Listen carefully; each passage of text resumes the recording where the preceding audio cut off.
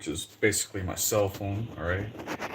All right. How's everyone doing? How's everyone enjoying their weekend? Hopefully, everyone's enjoying their weekend. Set this up. Hopefully, the camera doesn't fall here. All right, we're good. Let's see how that looks. Am I too close? Oh, that's perfect. That looks pretty good. Maybe I'll adjust it a little bit. Maybe a little more to this way. There we go. Yeah, that's perfect. All right. Hey, what's up, Vinley guy? What's up, Jesus? All right, let me just move the chair back a little. Sorry, guys, I'm just adjusting everything. That was loud. I apologize. Adjusting here, guys. Sorry, I hadn't set up my camera. What's up, Gabe Plays White Tea? Welcome to the stream, everybody.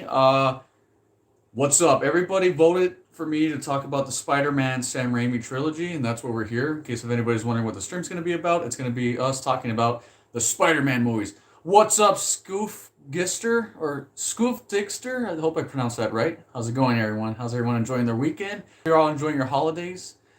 Yo, Zach, how's it going? And yeah, we should probably talk about the Amazing Spider-Man movies, but that'll be another stream. Right now, we're talking about the trilogy. Oh, someone says, Trait says I was fine where I'm at. Thanks. I mean, hopefully, I'm just getting a little bit of a different view. I decided, actually, I don't know if you know this, but I actually have my camera stacked on just a bunch of folders here. How's everyone doing? Hola, ¿cómo estás? ¿Cómo estás, Spider John? How's it going? Sonic William 25, how's it going? Vin Lee Guy, how's it going? How's it going? Universe AMVs, how's it going? You love the Spider-Man trilogy? Yes, for those who are wondering, I am going to talk about the Sam Raimi Spider-Man trilogy because they're making a new Spider-Man movie this week, or this upcoming week, right? It's called Spider-Man, what's it called? No Way Home or something like that, or Coming Home? I forgot. I lost track of the titles. It all started with Homecoming, and then the second one I think was called Far From Home. Yeah, that's okay, Zach. You can just be on the stream for as much as you want. No one's forcing you to be here. It's No Way Home. Everyone's saying, yeah. Thank you, Gabe and Vinley. Appreciate it. It's called No Way Home, the new Spider-Man movie that's coming out this December. God damn it. Somebody already started with a Sonic. Somebody started with a meme already of Spider-Man. You'll get your rent when you fix this damn door. I know the chat's going to be filled with so many Spider-Man memes. I know there's going to be so many in the chat. So let's try not to do too many, guys. Have I played Sonic Colors Ultimate? Yes, I have. I have played Sonic Colors Ultimate, and I'll be honest with you, it's not as bad as I thought it was going to be, but I much prefer the Wii version. I'll actually do a playthrough of it on my channel in the near future, but I still say stick to the Wii version. Although the DS version gets a personal shout out, I feel the DS version of Sonic Colors is very underrated. But anyways, guys, we're not talking about Sonic. And yes, I did see the Sonic 2 trailer. I really want to see the Sonic 2 movie that's coming out, and I will be doing a review for the Sonic the Hedgehog 2 movie when that comes out. I know it comes out this April of next year, so yeah, I can't wait. Spider-Man's name is Peter Parker. Well, Sonic William 25, thank you for saying Spider-Man's name is Peter Parker. Now you just endangered him and Aunt May and everybody else, Mary Jane and Gwen Stacy, or I don't know, just whoever Spider-Man's friends with, and it depends on which storyline you're following. I mean, you have the Sam Raimi trilogy, you had the Mark Webb, 2 Amazing Spider-Man films, and then now you have the new ones. Gonzalo says, I look different, a little skinny and glasses, but now I have an old... Yeah, I look a little different because I got older, guys. I mean, I'm 24 years old, in case if anybody hasn't been on this channel in a while. I started this channel when I was about 14 years old, so yeah. Okay, yeah, Jesus. For those who don't know, I am going to go into full spoilers here. If you haven't seen the Spider-Man trilogy, go on and watch them. I give the first if you don't want to get spoiled, if you haven't seen the Spider-Man movies, I'm talking about the Sam Raimi trilogy, please don't watch the stream because we're going to go really into spoilers. Spider-Man's actually Peter Griffin. No, I don't think I've seen your last video, Trade. I'll have to check it out after the stream. Sonic William 25 says 1 year older than me. Yeah, I'm 1 year older than you, but it says you're 25. That's not your age. You're a liar. You're lying on your driver's license. The bartender's gonna get mad. I'm just joking. But yeah, full on spoilers. Do you have a favorite Marvel character? Yeah, Spider-Man's one of my favorites. I really like the Punisher. And I really think Blade's underrated. if we're talking, are you talking Marvel movies or Marvel superheroes? If we're talking Marvel movies, I really like Spider Man, Blade. I love the X Men movies. But if we're talking characters, no, I like. Well, yeah, Spider Man's one of them. I really dig the hell out of what's his name? Oh man, there's a superhero that I like from Marvel that's really. I like the Incredible Hulk. That's one of my favorites. There's a lot of good super. I like Captain America. He's one of my favorites. He's Captain America is one of my favorite superheroes. I just think he's very. I kind of like soldiers. If you haven't noticed, stand clear of the closing doors. Yeah, stand clear of the closing doors. Like, actually, what's that a reference to? Is that a reference to Spider Man, or is that just because my door's open? But yeah, I hope everyone's having a great day. Hopefully, everyone's enjoying their weekend. Spider Verse is an awesome film. I haven't. Oh no, yeah, is that the animated? I've seen the animated film. It's really good. Yeah, I've heard of the new Gonzalo. I was actually talking about earlier in the stream that yeah, I saw the Sonic 2 trailer. It looks really good. I can't believe Idris Elba is going to be Knuckles, and that is crazy that we actually got to see footage of him. I can't wait to see Knuckles in the movie. Captain Knuckles. Can't wait to see him.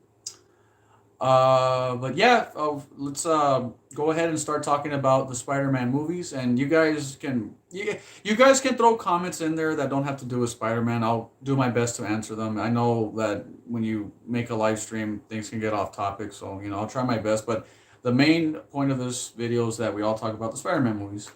All right, peace out there, Jesus. Take care, man. Buenas noches, and take care, man. Hopefully you have a good one. Have a great night, and enjoy your Sunday morning. And God bless. Take care, man. All right, so first of all, I actually still have my Spider-Man DVDs here. So I actually have. Man, these are old, by the way. I'm talking. These are ancient, dude. I can't believe I still have these. I actually still have. Uh, Trade says I'm gonna go to bed. I'm sleeping. Man, everybody's tired, man. Is it? Did you guys all party too hard last night? But yeah. Anyways, this is actually my Spider-Man DVD that I have, and I've had this for like I think I've had this for like 10 years, no joke. This is an old DVD. And just look at that full screen edition. Remember back in the day when you would buy DVDs depending on what TV you had? I don't know if anybody grew up in that era where you would buy a TV. Like you bought a version of a movie depending on your TV setup. Like if you had those little, those CRV TVs, like your little 4:3 aspect ratio TVs, you would get a full screen movie. Or if you had if you're one of the fancy people back in the mid 2000s, you had the widescreen TV, then you would get the widescreen edition. So I have Spider Man one here, full screen edition. Look at that! Look at that poster. Look at that Spider Man swinging there. That's so iconic, man. Yeah, Super Mario Gamer plushies. I'm excited for No Way Home. I actually want to see it, but I'm gonna wait till the hype dies down. I know it's impossible to get fucking tickets right now to go see it. I know that everybody's telling me, like all my friends are saying, "Yo, get the tickets, man. They're sold out everywhere. How do I get those tickets? You gotta kill someone to get those tickets." I'm like, guys, chill out. Universe Amy says the only Spider-Man DVD I have is the second one. Now I own all of them in one, along with the Amazing Spider-Man. That's great. I also have Spider-Man 2 here. So this is also Spider-Man 2. This is actually my personal favorite of the trilogy. I love this poster here. I mean, I've always thought this was a cool poster, where it's Spider-Man and Mary Jane. I don't know, something about that just looks so. I don't know. It's kind of romantic and it's kind of badass at the same time. I like how in the reflection of Peter's eyelid there you can see Doc Ock, which it's gonna be in the new movie. It's gonna be played by the same actor, Alfred Molina. Hey, NS55. No, you didn't miss anything. So far I was just giving introductions out of the ways, and I'm barely about to talk about the movie. So you're good, NS55. Um, would you rather have a tattoo on your foot or your arm? Probably my arm. I would want to get a tattoo on my shoulder, but something that my parents consider taboo. They don't want me to get a tattoo, so something I'm on the fence about. Actually, I would want to get a tattoo of Jin Kazama from Tekken. You know how Jin Kazama has a tattoo on his arm from the fighting game franchise Tekken? That's the kind of tattoo I want to get. Someone said you have a train to catch. Yeah, there's going to be a lot of references to these movies. But yeah, NS55, I was actually showing off that I have my Spider-Man DVDs. Like I have Spider-Man 2 here, and I also have Spider-Man 1 right here as well, as you can see. I still have my Spider-Man DVDs. I don't have Spider-Man 3, and it's not for the reason you might think. You're like, oh, it's because it sucks. Like, no, I actually like Spider-Man 3 despite it being the weakest of the trilogy. Spider-Man 3 is by no means a bad film. It was just a very flawed film. It had a lot of issues, but I still found the really good stuff to be really good. I mean, we're going to talk about all three Spider-Man movies, and you guys are more than welcome to add anything you want to the films. Someone said, why not Kazuya Mishima instead of Jin Kazama? I like Jin Kazama more. Kazuya Mishima is a cool Tekken character, but Jin Kazama is my favorite. Kevin Romero says, yes, Spider Man 3. All right, so guys, we're going to start off the stream by talking about Spider Man Uno. So from here on out, we're going to talk about Spider Man 1. So let's get started, guys, and talk about Spider Man 1. What are my thoughts on Spider Man 1? 2002's Spider Man, directed by Sam Raimi. All I know about this movie was that I have a personal story to talk about. Um, I actually want to get something out of the way. When I was in kindergarten, yes, we're going back in 2002. I was in kindergarten when Spider Man 1 came out. For those who don't know, I was born in 1997, so I was 5 years old when the first Spider Man came out, just to give you an idea. Like, the movie's almost 20 years old for crying out loud. Uh, so Spider Man 1, for those who don't know, was a very personal movie for me. It was a movie where I watched it in kindergarten with all my students, and my teacher put it in like the classroom. We watched it, and I remember that was the first time. I think that was the first time a movie really captivated me. Uh, and I just remember being blown away by just like everything about the movie, the cinematography, the music, the just everything. Everything about it felt so like I don't know. I never saw a superhero movie like that. Now keep in mind, I grew up watching like the Tim Burton Batman films and the what is it, the Superman movies with Christopher Reeve. I really love those. Those are really good. I didn't get to watch Blade until I was way older because Blade's not really a kids movie. It's a really violent film. I mean, it's got vampires and shit, so I wasn't allowed to watch that as a kid. Wow, you were too young to watch it. Yes. Someone said the legendary Willem Dafoe and the late Macho Randy Savage. Yeah, I actually. Well, Willem Dafoe's not dead. Michael Buns. I don't know if you know this, but Willem Dafoe didn't pass away. But Macho Man Randy Savage did pass away. So rest in peace, Macho Man Randy Savage. He played Bonesaw in the first Spider Man. He was the wrestler in Spider Man One. That's like, hey, freak show, you're going nowhere. I got you for 3 minutes. 3 minutes of playtime. It's my shitty Macho Man impression. That was horrible. I know. Uh, yeah. That hurt my throat when I did that shit. I can't imitate the Slim Jim guys. Okay, I cannot imitate the Slim Jim guy. Okay, leave me alone. But yeah, the first Spider-Man. Anyways, getting that personal story out of the way. I love the first Spider-Man. I love everything about this movie. Uh, I love how just down to earth the characters are. I like how Peter Parker's just like Peter Parker is the most relatable teenager ever portrayed in a movie, in my opinion. Like in terms of like why a lot of kids gravitate towards the character of Spider Man or Peter Parker, because Spider Man Peter Parker is us. I mean, when I was a kid, I was pretty much Peter Parker. Okay, I was very like socially awkward. I had a hard time going up to a girl that I had a crush on, asking her out. I remember there's a really good scene in that first Spider Man where Peter wants to talk to MJ, and the whole time he's just like real shy. He's real shy. He's real shy. He's always kind of like nervous to talk to her, and even the dialogue he shares with her, it's like real awkward. I love that about the film is that Peter Parker is just the everyday teenager that's just kind of a little awkward, a little bit weird, but he means well. I mean, he has like a real nice aunt and a real nice uncle that take care of him. And throughout the again, I can't stress this enough. That first opening of the movie where he's chasing the bus and he's narrating it perfectly sums up everything you need to know about Peter Parker as a character and the tone of the film. Someone said, "What about Bully McGuire?" We'll get to Spider-Man 3. Hang on, we're talking about the first Spider-Man, guys and girls. I know stream audience watching this. All 15 of you girls are watching this video. I know you are. But yeah. Oh, someone says they watched me when I was 12 and you're 20. That's thanks. Someone quoted the Macho Man line. Thanks, Dad. I got you for 3 minutes. Yeah, but I love the opening of Spider-Man 1 where he's chasing the bus. And I gotta say something. That bus driver would have lost his job. I mean, he's like laughing while he's letting Peter chase the bus. He's like, I'm like, dude, that bus driver should stop, man. I mean, dude, he's pretty much like that bus driver would lose his job right away if you did that to a student. I know for a fact if you did that to a student today, they probably report that bus driver. Yo, my son didn't get picked up. Why were you not letting him get on the bus? You know what? I'm going to report you. And then next thing you know, that bus driver's out of a job. Pretty sure that would have happened. But I always thought it was really weird when Peter Parker, in the beginning of the film was like, talking about like how he was, like talking about Mary Jane, the girl next door, how he wants to, just be with her and wants to ask her out, but he's like real nervous, and that she's going out with Flash, who's like this really like, big jock guy who's the bully as well for him. Like, you could tell, like, for Spider Man, he was very. I keep calling him Spider Man. I'm just going to call him Peter. I'm going to call him Peter because that's what he's known as. So Peter, I was going to say Peter Griffin, Family Guy.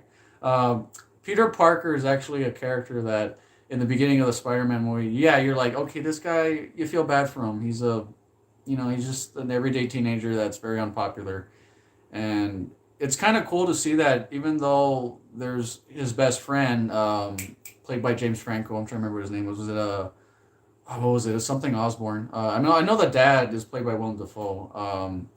Is it what is his name? Oh, it's Harry, right? It's Harry Osborne. Yeah, thank you, Michael. It's Harry Osborne. Yeah, Harry Osborne is supposed to be Peter's friend, and I like it because in the movie, Peter's like, for the most part, Peter's kind of treated like crap in the whole beginning of that movie. Bus driver's mean. Even the nerds on the bus are treating him like crap. The chubby guy eating that jelly-filled donut, which by the way looked really gross in the way when he eats it. He's like taking a big bite and like all the jelly's oozing out. Like, I don't know. I always thought that was gross. Even as 5 years old, I was like, that's nasty. Um, I remember seeing like, God, Peter just, everybody hates him. And then it's so nice to see that Willem Dafoe's character, just be nice to him. It was kind of like, wow, like, here's somebody actually being nice to Peter. And then later on, you find out he's going to be the villain of the movie. So that should say something. But yeah, Green Goblin Jr. Anthony Boxhead Wolf said, "What happened to my friend Lance? He moved away, guys. He ended up moving out of town. I've talked about this in some other live streams, but for those who don't know what happened to Gun and Fan 180, he moved away and he retired from filmmaking. Just to answer that real quick. Willem Dafoe is a legend, yes, and we'll talk about more about Willem Dafoe. I'm just going through the story synopsis. So yeah, Peter gets there to like a little field trip, and he's taking pictures for the school newspaper, and then there's a scientist lady there that's explaining how spiders, like all different types of spiders. And I like that scene where Peter Parker's basically telling Harry Osborn about like how spiders are able to like I forget what he says. He says like something about spiders do this because it's their defense mechanism or something. And then like Harry Osborn's like, why would I care to know that? Like, but Peter, what makes you think I care about that? Then later on, he's like, hey, that's Mary Jane. You think I should try to like ask her out? He's like, go for it. And then I like that Harry Osborn uses his pickup line is using Peter Parker's advice about like his little tip about spiders. So I thought that was pretty funny. I was like, oh, it's like, damn it, man, you stole my pickup line without me even realizing that was going to be a pickup line. Will Phil make a return? Hopefully in S55. But yeah, then Spider-Man takes a picture of Mary Jane. And I always found it silly when they don't realize that one of the spiders is missing. Like, they're like, there's supposed to be 16 spiders. And then, like, Mary Jane's like, oh, there's only 15. And then they're like, what? They go, oh, hopefully, somebody will find him. Like, yo, that spider, it's kind of serious because it bit Peter Parker's hand, and then he goes home, and then he's like telling Aunt May and Uncle Ben like, yeah, I'm gonna go to bed. I feel kind of I just feel kind of tired. The field trip was kind of lame. I'm just gonna go to bed, and then that's when he passes out, and then he gets his powers. He wakes up the next morning and he's all buff and everything. I just realized something. If I talk about the story like this, where this video is going to be like 3 hours, I'm basically talking scene by scene. But anyways, guys, I'm just gonna, you know what? I'll do this. I'll talk about like the first 15 minutes of the film because I'm sure some people haven't seen it. So I'll talk about the first 15 minutes, and then I'll talk about scenes, and then without getting into too deep of spoilers, because I know not everybody in my audience has seen the films.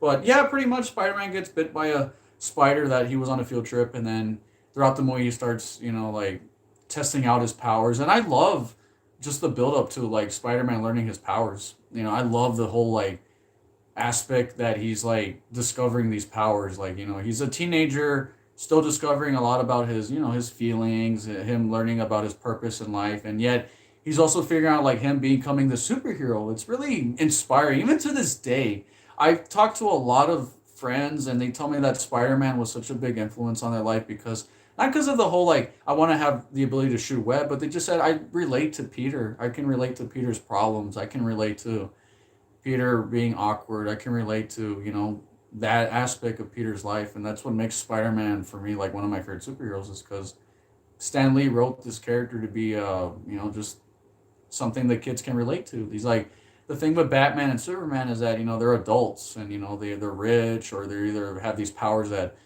just make him very invincible. And Stanley said, I just wanted to make a superhero that was, he had everyday problems. He struggled with school, he struggled with his job, he had a hard time trying to, you know, get his like aunt and uncle to talk to him. And he had a hard time getting along with people. Like it's very relatable. It's the one thing I always loved about Sam Raimi. Like Sam Raimi directed the hell out of this movie. I mean, if you gave this movie to somebody else, I don't know if they would have did as good of a job. Okay, let me read some of your comments because I'm just rambling, guys. Did you know the guy who won't let Peter see the show? The guy is Bruce Campbell. Yeah, actually, yeah. The guy who's at the ring in Spider-Man One at the wrestling ring, the announcer is actually Bruce Campbell. Which, because if you know this, Sam Raimi, the director of the Spider-Man trilogy, is actually the guy who directed the Evil Dead trilogy. And if you've seen Evil Dead, Bruce Campbell's the main actor. Because Willem, I was gonna say Willem Dafoe, Sam Raimi and Bruce Campbell were actually childhood friends. Fun fact, in case you're wondering why because Bruce Campbell in the first one's the announcer, which I love his cameos in all these movies where he's like, "What's your name, kid?" The human spider. The human spider. That's it. That's all you got. Oh, that sucks. I always love that. I like the fact that Bruce Campbell gives Spider Man his name. I mean, he's the one that calls him the Amazing Spider Man, and then he's like, "No, you got it all wrong. I'm the human spider. You got my name wrong." Actually, Tobey Maguire, you have Bruce Campbell to thank because Spider Man was a much better name than the human spider. Imagine if he was called a human spider. It wouldn't have as much of a ring. But yeah, like I love this first movie. I love everything about it. The music, dude. Danny Elfman scored the movie. I mean, this is the guy who scored the movie Batman, the Tim Burton ones, like Batman and Batman Returns. He did the music for that. I know he's done a lot of Tim Burton movies. Danny Elfman. He's done like what was it like Beetlejuice and like Edward Scissorhands. And I mean, he's done a lot of movies. He's done a lot. He's even scored Terminator Salvation. Yeah, he did a music score for one of the Terminator films. I didn't even know that until I did research. I was like, what else has Danny Elfman done? I think he even also did the theme song for Army of Darkness, if I'm not mistaken, which Sam Raimi also directed. Yes, I have NS55. NS55 says, "Have I watched Darkman?" Yeah, and I believe, what was it? Danny Elfman did the score for that as well. And yeah, Sam Raimi. That was technically Sam Raimi's first superhero movie. And then he made a. Damn, someone said Sam Raimi greater than any director in Hollywood. That's very nice. Yeah, I love Sam Raimi. Now, not every movie he makes is perfect. I mean, I don't love every single movie. There's a movie he made called The Gift, which had Keanu Reeves. And the only reason why I know about that movie is because it's referenced in the movie Harold and Kumar, where Harold and Kumar's roommates are kind of saying, no, no, we're going to watch The Gift on HBO because Katie Holmes shows her tits in this movie. That's the only reason why I know that movie exists, just because it's a joke in Harold and Kumar. Yeah, anyways, yeah, NS55 said, Sandman appeared in Spider Man 3. Someone said, which Spider Man is Dr. Octopussy in? It's Octopus. Octopussy is a James Bond movie. Dr. Octopussy. Imagine if he was called Dr. Octopussy. That'd be a different film. That'd be like his name on Pornhub or some shit. That'd be a different video entirely. Uh, that's great. Juju's Jungle said, I'm not a superhero fan, but Spider-Man's my joke. Yeah, I mean, I don't love every single superhero movie. I'm not, don't get offended, anyone. I'm not the biggest MCU fan. Like, I don't watch every MCU movie, but I liked a couple of them. Like, I love Iron Man 1. I really loved Thor. Uh, I did see, I love Guardians of the Galaxy. Guardians of the Galaxy was one of my favorites. I really love Guardians of the Galaxy. That's one of my favorites from the MCU. Um, what do you think about webs coming out of Peter Parker's hand instead of web shooters? Trappy, I actually think in the Sam Raimi trilogy, Spider-Man shooting the web coming out of his like actual like like it's inside his like I guess bloodstream or something like it's inside him. It works for the Sam Raimi Spider-Man films because Peter's not supposed to be like the science to he's like the inventor because in the comics I know Spider-Man excuse me Peter Parker's supposed to be like someone that's real smart like he invents his own gadgets and stuff he makes his own web shooters but in the Sam Raimi one he's just portrayed more as like he's portrayed as a kid that's just he lives like just in a like he's not a very rich kid like he grows up just in a middle class area and that makes sense why And I think Sam Raimi did the organic web, because he wanted it to be a little bit more like, I guess, like a little more magical, I guess. Because I know he gets the ability to like crawl on the walls. Like no matter what version of Spider-Man you're watching, he's always been able to crawl because of the little like the little hairs on he grows on his hands. Um, yeah, but Juju's Jungle, you have a question? Yes, you can ask me. Yeah, you guys can ask me any questions. I can also answer your questions. Don't worry, this is a live stream. Yeah, Gameplay says he's just an average photographer. I really like your videos, and thank you for mentioning me, and ask your Rosie anything in the stream. Oh, no problem, Juju's Jungle. Like, hope you're doing good, man. And or lady, I don't want to assume your gender, sorry. For you to get offended with that. I want to see the Green Hobo Goblin in No Way Home. You want to see the Green Hobo Goblin? That's pretty funny. But yeah, like I love the first Spider-Man. I love the action scenes in the movie. Willem Dafoe as Green Goblin is really good. At Sonic William 25 says, "Have you had anger problems before?" Yes, and I deal with anger by punching a pillow or massaging my foot. If you catch my drift. Hey Rosie, I always want to know how do you feel about Tobey Maguire's performance as Spider-Man. I really like Tobey Maguire's Spider-Man. I feel like Tobey Maguire is an actor that people like to meme and shit on, say like he's one of the people always say this about Tobey Maguire, that he was, excuse me, I have to hiccup there, that he's one of the worst Spider-Mans. Like he's not quippy enough, he's not funny enough, he's too whiny, and that he's a better Peter Parker than Spider-Man. On the other fence, I say to those people, you're full of shit. I mean, don't get mad. I mean, it's your opinion, but I think your opinion stinks. But I think Tobey Maguire did a really good job in these movies. Honestly, he gave a real natural performance. He like when it came to the emotional stuff, he nailed it, man. I mean, he really sold me the fact that like the scene when Uncle Ben dies. I know people like to make fun of the when he's like people make fun of that. People always make fun of the faces. He'd be like, well, yeah, I'm like, dude's crying. I mean, don't lie. I mean, when you cry, you do get all red eyed, your eyes get all puffy, you start getting the book like that. Like realistically, when someone's crying, you do look, you look like that. I mean, it's realistic. Exactly. Universe AMV says it's realistic. I never like in Hollywood when they do a movie where a character's crying and it's just like the single teardrop, or as people like to call it, the sexy cry, as they call it, where it's like just one teardrop. I'm like, no, no, no. When you cry, man, you're bawling, man. You're like, like that. I mean, I can't cry on camera unless I'm thinking about something really sad. Or somebody ate the last goddamn slice of pizza. That's when I get mad.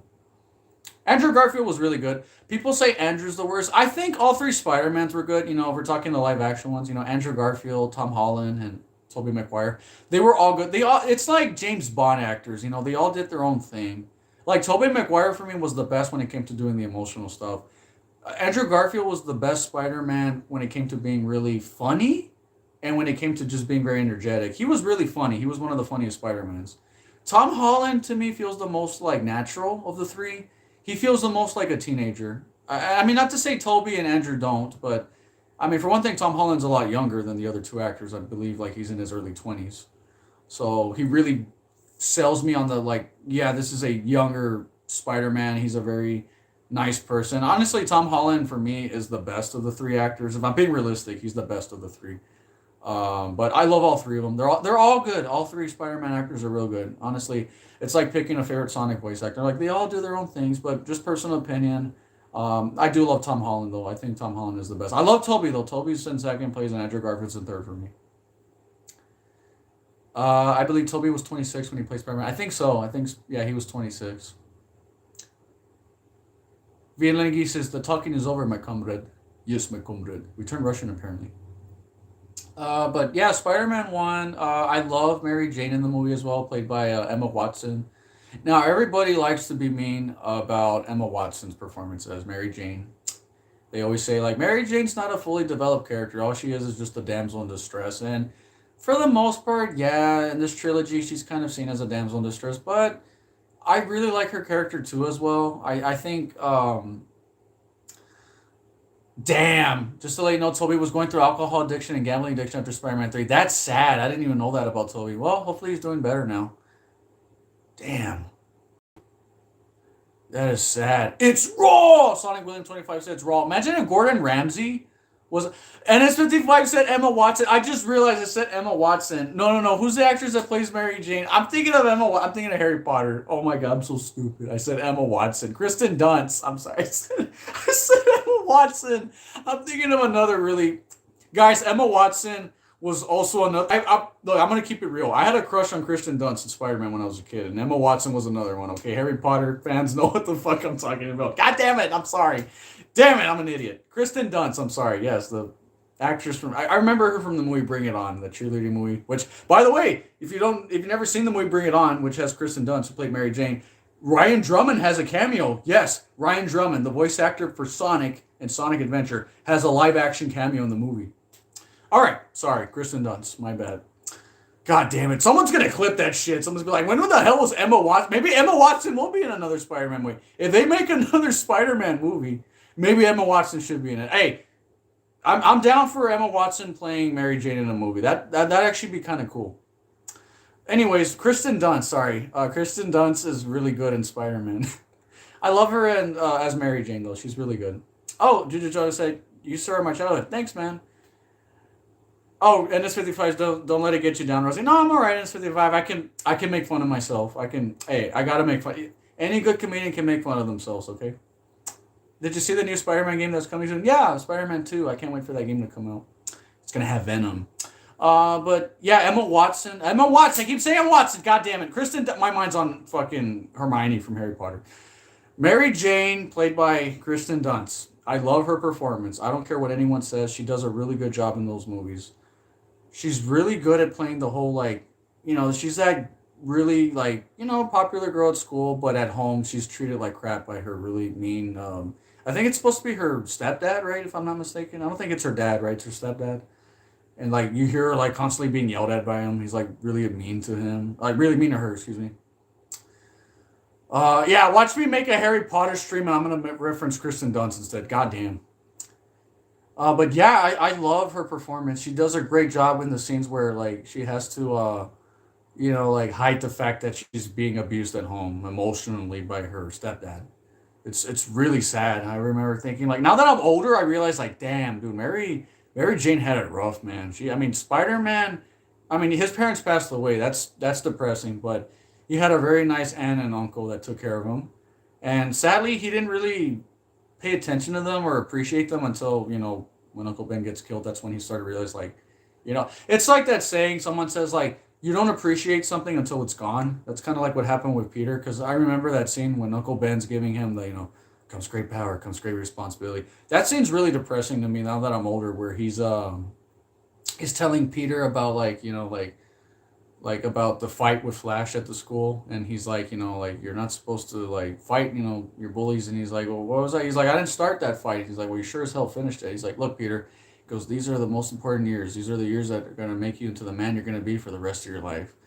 And he's like, and I don't mean to preach, and I don't mean to lecture, and I don't mean to be like your dad. And then Peter's like, and stop pretending to be. And then I'm like, oh, that was kind of harsh. I remember thinking like, oh, dude. Now that I'm old, like when I was a kid, I didn't really pay attention. Now that I'm older, I was like, damn. When you're older, like when you're a kid, you're looking at the Spider-Man stuff. You're looking at all the action, the web swing, the fun stuff. When you're older, you realize like all those adult stuff about it. Aunt May and Uncle Ben trying to take care of Peter. Just like that stuff, that aspect of the movie just hits you harder now that if you're older. If you're still a kid and you grew up with those movies, you understand as an adult, like damn, like now you relate to the adults in uh, I don't know. Someone said, "What about a Sonic OVA review?" I'll probably do that in the future. But yeah, with Spider-Man One, just a great movie, and I love the ending finale fight scene with Spider and Green Goblin. That scene's brutal, man. When Peter Parker's getting beat up by Green Goblin at the end of the film, it's like it's brutal, man. I mean, I remember thinking as a kid when I watched that scene, I was like, Jesus, man, Peter gets the shit kicked out of him at the end of the movie. It's like real gritty too. It's like fought in like an abandoned like building. It's all dirty and everything. It's grimy. It's just blood and sweat. It's pretty like intense actually. I remember thinking as a kid, like, geez, like this is pretty damn dark for a kids movie. Uh, and it's just like wow. Like I remember thinking that was the first time where I was like, man, I think Spider Man could die right here. I mean, in superhero movies, you always feel like, oh, the superhero can get out of this one. With that scene, I was like, I think Peter might actually die here. I remember thinking like, when Green Goblin was gonna hit him with that glider and he's like holding it like that, I was like, Jesus, man. I go at this moment, I was thinking like, dude, if Peter dies, I understand. I mean, Green Goblin's just like wailing on him, but it's when Green Goblin pisses him off. You know, it's when he says, it's when he tells him that he's gonna kill Mary Jane, nice and slowly. That's when he's like, that's when like the simp comes out of him. He's like, what did you say?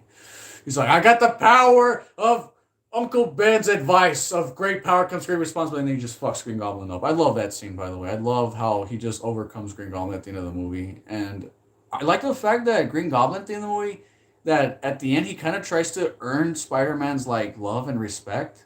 At the end, like it's kind of like NS55 says PG-13. I mean, yeah, I mean PG-13 can be kind of PG-13 is still kind of for kids. I mean, last time I checked, when you're 13 years old, that's still being a kid. I mean, 13 years old is like still in junior high.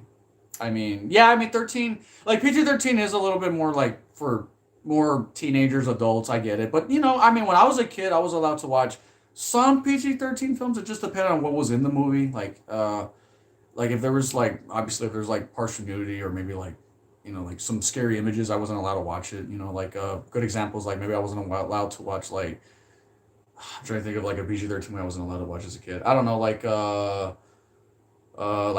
I don't think I was allowed to watch that as a kid because of some of the scary imagery or some of the James Bond movies because of the sex. But that's about it though. Anyways, we're not getting off topic here. Yeah, Norman reveals himself as Goblin, says, "Be a son to me." And Peter said he had a father. Yeah, that scene hits me hard when Willem Dafoe's trying to be like earn his sympathies. Like I've always treated you as a I always treated you with respect. He's like be a son to me now. And then that's when Peter's like, I had a father. His name was Ben Parker. I like that whole scene because at the end of it, it goes to show that he decided to go with Uncle Ben's advice, not because in the beginning of the movie, he does take Norman Osborn's advice. He kind of looks up to him in a way. But by the end of the movie, when he finds out, like, you know what? He became the Green Goblin. He became evil. You know what? I can't take your advice seriously anymore if this is the person you became. Like, you have to preach what you teach. So I kind of like the fact that Spider-Man at the end kind of, like, still, like, he gives him the last, like, gut punch by saying, like, no, I'm sorry. Uncle Ben was right, not you. And I don't know why. I don't know if it's supposed to be funny, but I always like it when he says, Willem Dafoe, when he's like, Godspeed, Spider-Man. And then the glider comes out, and then his reaction is like, oh. I don't know why that always made me laugh. I mean, it's not supposed to be funny, because, I mean, he pretty much gets murdered by the glider, and he's like, don't tell Harry, and then he dies. But I don't know why. I just always thought that reaction he has to the glider coming on was always funny. I don't know. As a kid, I remember laughing my ass off, but maybe that's just me being a sick bastard. I don't know. Maybe it's not supposed to be funny, but for me, it got a laugh out of me. But yeah, like I know I glossed over a lot of scenes. I mean, I can't even talk about this movie without talking about J.K. Simmons as James Jonah Jameson. J.K. Simmons as James Jonah Jameson, aka Spider-Man's boss, might be the greatest like casting in human history. That actor. I mean, for Christ's sake, he's playing what's his name, Omni Man in the Invincible show. I mean, come on, man, it's J.K. Simmons. This is the movie I always think of when I'm thinking of like. Okay, when you cast an actor for a character, I'm like, don't ever replace J.K. Simmons. Like, I don't want any other actor to play James Jonah Jameson but J.K. Simmons. He's pretty much like Spider-Man's boss. He nails the quips, he nails the attitude so well. And I love a lot of his dialogue. I mean, he's not really a main character in the movie, but I just remember so many of the lines. I always love it how he's just an asshole to everybody. I always like it when he's like, like, I always like that scene when he's talking with Peter, like, when he's like, it's like, Spider-Man, here's, we're going to put on the news, Spider-Man's a menace. And then they're like, he's not a menace. And he's like, oh, I told you, I always love the scenes when he's just arguing with everybody. He's like, Hoffman, and he calls on the phone, and then he's like right there, which is played by Ted Raimi, Sam Raimi's brother. I love that. He's like, what do we call him? What do we call him? Green Meanie. And he's like, out, Green Goblin. It's great. I always love that aspect about James Jonah Jameson. Just that funny ass boss. It's like, I never said you had a job. You're freelance. It's perfect for someone your age. I never said you had a job. Just give me more pictures of that Spider-Man fellow. He's like, and we'll send you Christmas meat. There's a door. I don't know. I love that. I love that character. He's funny. And he always constantly argues about just things about with his wife. He's like, what? He's like, tell her if she finds my check, it's like your wife called, she says that she can't find your checkbook. It's like great news, or it's something like that. It's always he has a bunch of fucking lines throughout this trilogy that you can quote. Obviously there's the meme that people do is like when in Spider-Man 2 when Peter's like, can you pay me in advance, and then he laughs and he's like, are you serious? Like that scene's been memed to like hell and back, but I love that. Yeah, and I just love J.K. Simmons. I love the casting of all this whole movie. I wouldn't change a single actor. This is like one of those movies where I'm like, man, every actor, man, just like everybody, dude, everybody was good. James Franco, Kristen Dunst, J.K. Simmons, even Rosemary Harris, who plays Aunt May. I love her as well. Everybody's good in this trilogy. I mean, and then of course you get Alfred Molina as Doc Ock in the second one. I'll stop talking about Spider-Man 1. We'll get to Spider-Man 2 because I really want to talk about Spider-Man 2 because it's my favorite one of the trilogy. Spider-Man 2 to me is like way better than the first one. And by the way, I would give the first Spider-Man a solid 9 out of 10. Like, just straight up a 9 out of 10. My only complaint with Spider-Man 1 is like, I guess some of the CGI hasn't aged well, but then again, it's a movie from 2002. Like, it was kind of new at the time to do that kind of like technology. But that's about my only real complaint with the movie. Other than that, I love the pacing, I love the action, I love the cinematography. Spider-Man 1's pretty good. I know people had issues with the Green Goblin costume as well. They always said that, excuse me, they always said the Green Goblin suit looked like a Power Ranger outfit, and it never bothered me as much as some people. I go, well, it's a comic book movie. I go, if people bitch about Green Goblin's outfit, how come people don't bitch about Spider-Man? I mean, the dude's in spandex. Come on. I mean, guys, it's a comic book movie. I get it because Green Goblin is an actual goblin in the Spider-Man comics. I get it. But it's fine. For me, it didn't bother me because Willem Dafoe gave one of the best performances. Willem Dafoe as Green Goblin's, his performance was pretty much like what Jack Nicholson did for Joker in Batman '89, or for what, what's his name? I'm trying to think of another. I forget the guy who plays Lex Luthor in the classic Superman movies. Is it Gene Hackman? Gene Hackman, as in the Superman movies as Lex Luthor. Like, there's actors who are like they were made to play this villain. Like, they're perfect casting. Like, I wouldn't have picked somebody else to play that villain. Yeah, okay, so now we're going to talk about Spider-Man 2. Yeah, Shattuck2014 says, I thought the Green Goblin costume was good. It's fine. I mean, it's not the best costume in the world, but I think the Green Goblin costume was kind of cool. I don't know. I like how the pumpkin bombs actually look orange, like an actual pumpkin. I mean, it was more of like a sci-fi take on the outfit. I mean, again, it's supposed to be a scientist making the outfits for military, so, it works for the movie story. That's true. Gene Hackman did appear in the Sam Raimi film. That is true, NS55. But yeah, Spider-Man 2. Let's talk about it. First of all, I love the opening to the movie. Spider-Man's 2 opening is probably one of the strongest openings in the entire trilogy, where it just begins with Peter Parker talking about like how he loves Mary Jane and that, and then like it just begins with him running late to his job. And someone said in the comments, late Parker, always late. I love that whole like he works for a pizza delivery, and like the guy, his boss is just chewing his ass out. Like he's just like I forget what it's like, a 29-minute guarantee or something like that. He's like, he's like, Peter, you're a nice guy, but you're just not reliable or dependable. I forget what he says in that scene. He's like, he's got to take someone said my impression was pretty good. Yeah, I like it when he says go. He's like, you better take these. I forget how many pizzas it is. He's like, you got to take these 8 deep dish pizzas to the other side or your ass is fired. He's like, go. I don't know. I just love that opening. Yeah, Spider-Man 2 video game pizza theme. I love that song.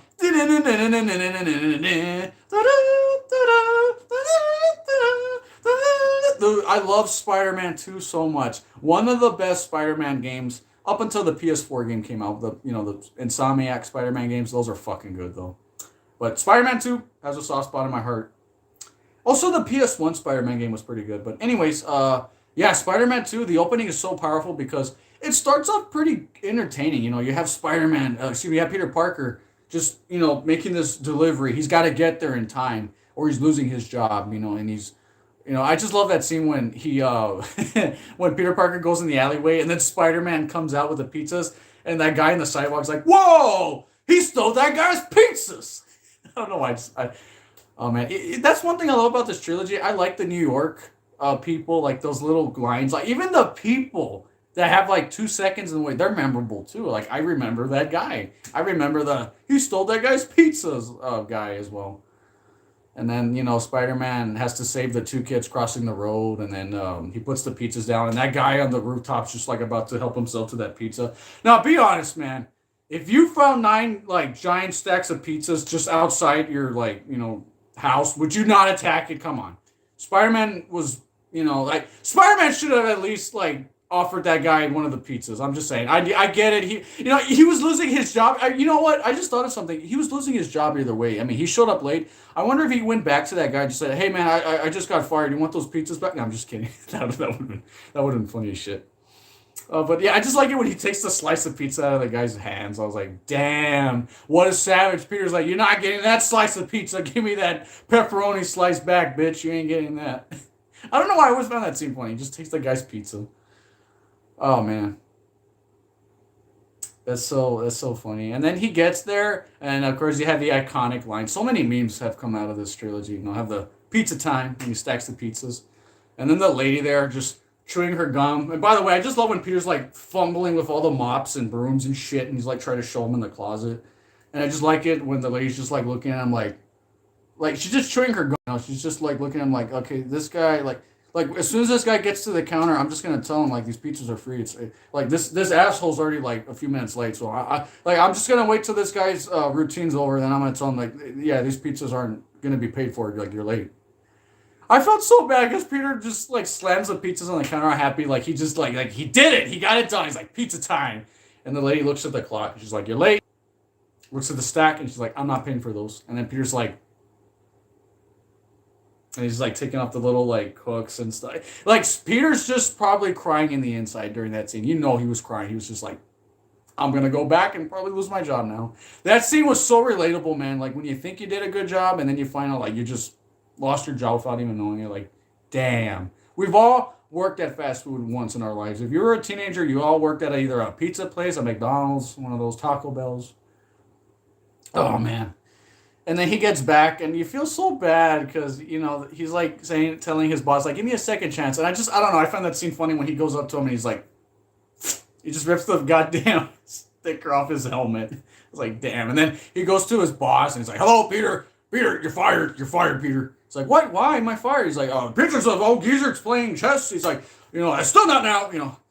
I just love that whole scene where he's like, he's like, just like now his boss James Jonah Jameson's chewing his butt for not getting pictures of Spider-Man, and then he goes to school, and then Dr. Connors, I think that's his name. By the way, the actor that plays the teacher, Spider-Man's teacher, he's actually the actor. I don't know if you guys ever seen Plane Trains and Automobiles, but he's that he's supposed to be that truck driver that's like kind of spitting and stuff. And if you've never seen Plane Trains and Automobiles, that's a great movie. But yeah, Dr. Connors in the movie's like, like, "Peter, you're always late to my class." He's like, "Class is over, Peter." He's like, "Yeah," because Peter's like, "Where are you going?" He's like, "Oh, I'm on my way to your class." He's like, "Class just ended." He's like, "My class is over, Peter." He's like, "You're failing your grades." He goes, "Your report's due." He's like, "Get it done or I'm failing you." And it's like, damn, now, like, lost his job. Jameson's threatening him to lose his job. He's failing at school. And then after that, I think if I remember, like he then like goes home and then like he finds out like he doesn't even realize it's his own birthday. He doesn't even realize it's his own birthday. He's like, "What's the occasion?" He's like, "It's your birthday, Peter." And then like in that scene, you find out that like James Franco like he knows like because by the way, at the end of the first Spider-Man, Spider-Man brings back Peter Parker brings back. I mean, he's wearing the Spider-Man outfit. He brings back Norman Osborn's corpse back to Harry's place, and he thinks Spider-Man killed him, and he knows that Peter takes photos of Spider-Man. He's like, "Hey, if you knew him, would you tell me?" Like you could tell, like he's losing his friendship with even Harry because of the fact that he's taking pictures of basically what Harry's thinking is his dad's murder. Like, "Hey, if you know him, would you tell me?" Like that scene hits you hard. Like shit. Like it's my job. I have to take pictures of Spider-Man, but now I'm losing a friend because of it. It's so relatable. Like sacrifices, man. Well, without getting too personal, I had a situation like that in my life where I was working somewhere and it was hurting another friend of mine. Like I had to work somewhere, but another friend of mine was getting screwed over in the process. So I can relate 100% to Peter Parker in that scene. Yeah, yeah. Actually, Dr. Connors was supposed to become the Lizard in Spider-Man 3, but we'll get to Spider-Man 3 and we'll talk about the controversy behind Spider-Man 3. God, Spider-Man 3 could have been such a perfect film, but goddamn Sony had to get their hands in that project. But anyway, Spider-Man 2, yeah, like that whole opening is powerful. And then like you see Aunt May, like she's getting her house foreclosure, which is really depressing. And I actually got kind of teary eyed even when I rewatched the second movie when she's giving Peter like the $20 and he's like, like, oh, like, Aunt May, I can't take this. And she's like, you can take this money. He's like, for God's sakes, it's not much. He's like, I just miss your Uncle Ben so much. I like it. I mean, that scene kind of hits a little close to me to home. I mean, I've had, again, if I get too personal, I've had my parents kind of have situations like that where we were kind of struggling once in our lives where there was a time when, again, if I get too personal, there was a time when my parents were financially struggling one time and I was doing everything I could to help make sure my parents weren't struggling. And that felt so that hit me personally. I was like, and I can relate to that. Yeah, Sonic 1,025 just being to work. Do you have a real job? Yeah, I work as a substitute teacher currently. Um, but yeah, it's so well done. That opening to Spider-Man, I don't think people talk about that opening. That first like 15 to 20 minutes is like 10 out of 10. That shit is so and it just gives you an idea of how good Spider-Man 2 is going to be. Just the first 20 minutes is just like even better than the first movie. And I love the first one, don't get me wrong. The first movie is fucking great. But this one felt a lot more like Sam Raimi understood. Like he matured with the film. You get me? Like he kind of like made it more thematic, more mature. It hit like it was a lot more serious than the first one. It had more like deeper elements. It was probably, in my opinion, it's probably the most emotional film of the three.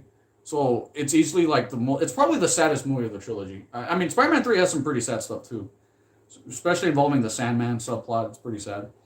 But yeah, Spider-Man 2, I love Alfred Molina as Doc Ock. I like that he's a villain that isn't starts off kind of crazy. He kind of like he's just, he's just trying to he lets his ego get in his way, and even as a friend to like Peter, he's very nice to Peter Parker, giving him advice. I think he says that real famous line about like, that like intelligence is it's like it's a privilege not a gift and you use it to like for the good of mankind or something like that. I forget. Again, somebody I'm sure can quote it I think I said it somewhere somewhat close to home, unless I said it wrong, then I apologize. But yeah, I love Alfred Molina in the way he's one of the best villains in the franchise. I mean I love all the villains in the Spider-Man trilogy with the exception of one. We'll get to Spider-Man 3. I have one issue with one villain, but we'll get to that third one.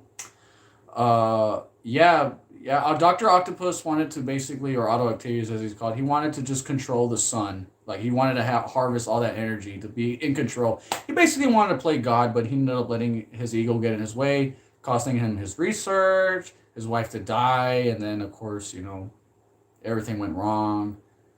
And my God, dude, can we just talk about the scene when Doctor Octopus becomes? I mean, when Octavius becomes Doc Ock.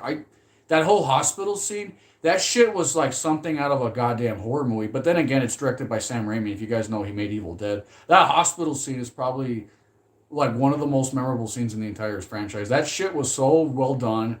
It's so like it's so Sam Raimi. Like you watch that whole scene, you're like, that's Sam Raimi, man. From like those close-up shots to the zoom-ins to those like panning shots to those like really creepy Dutch angle shots to those twirling shots to like the dark, like everything about it's just like that's so Evil Dead.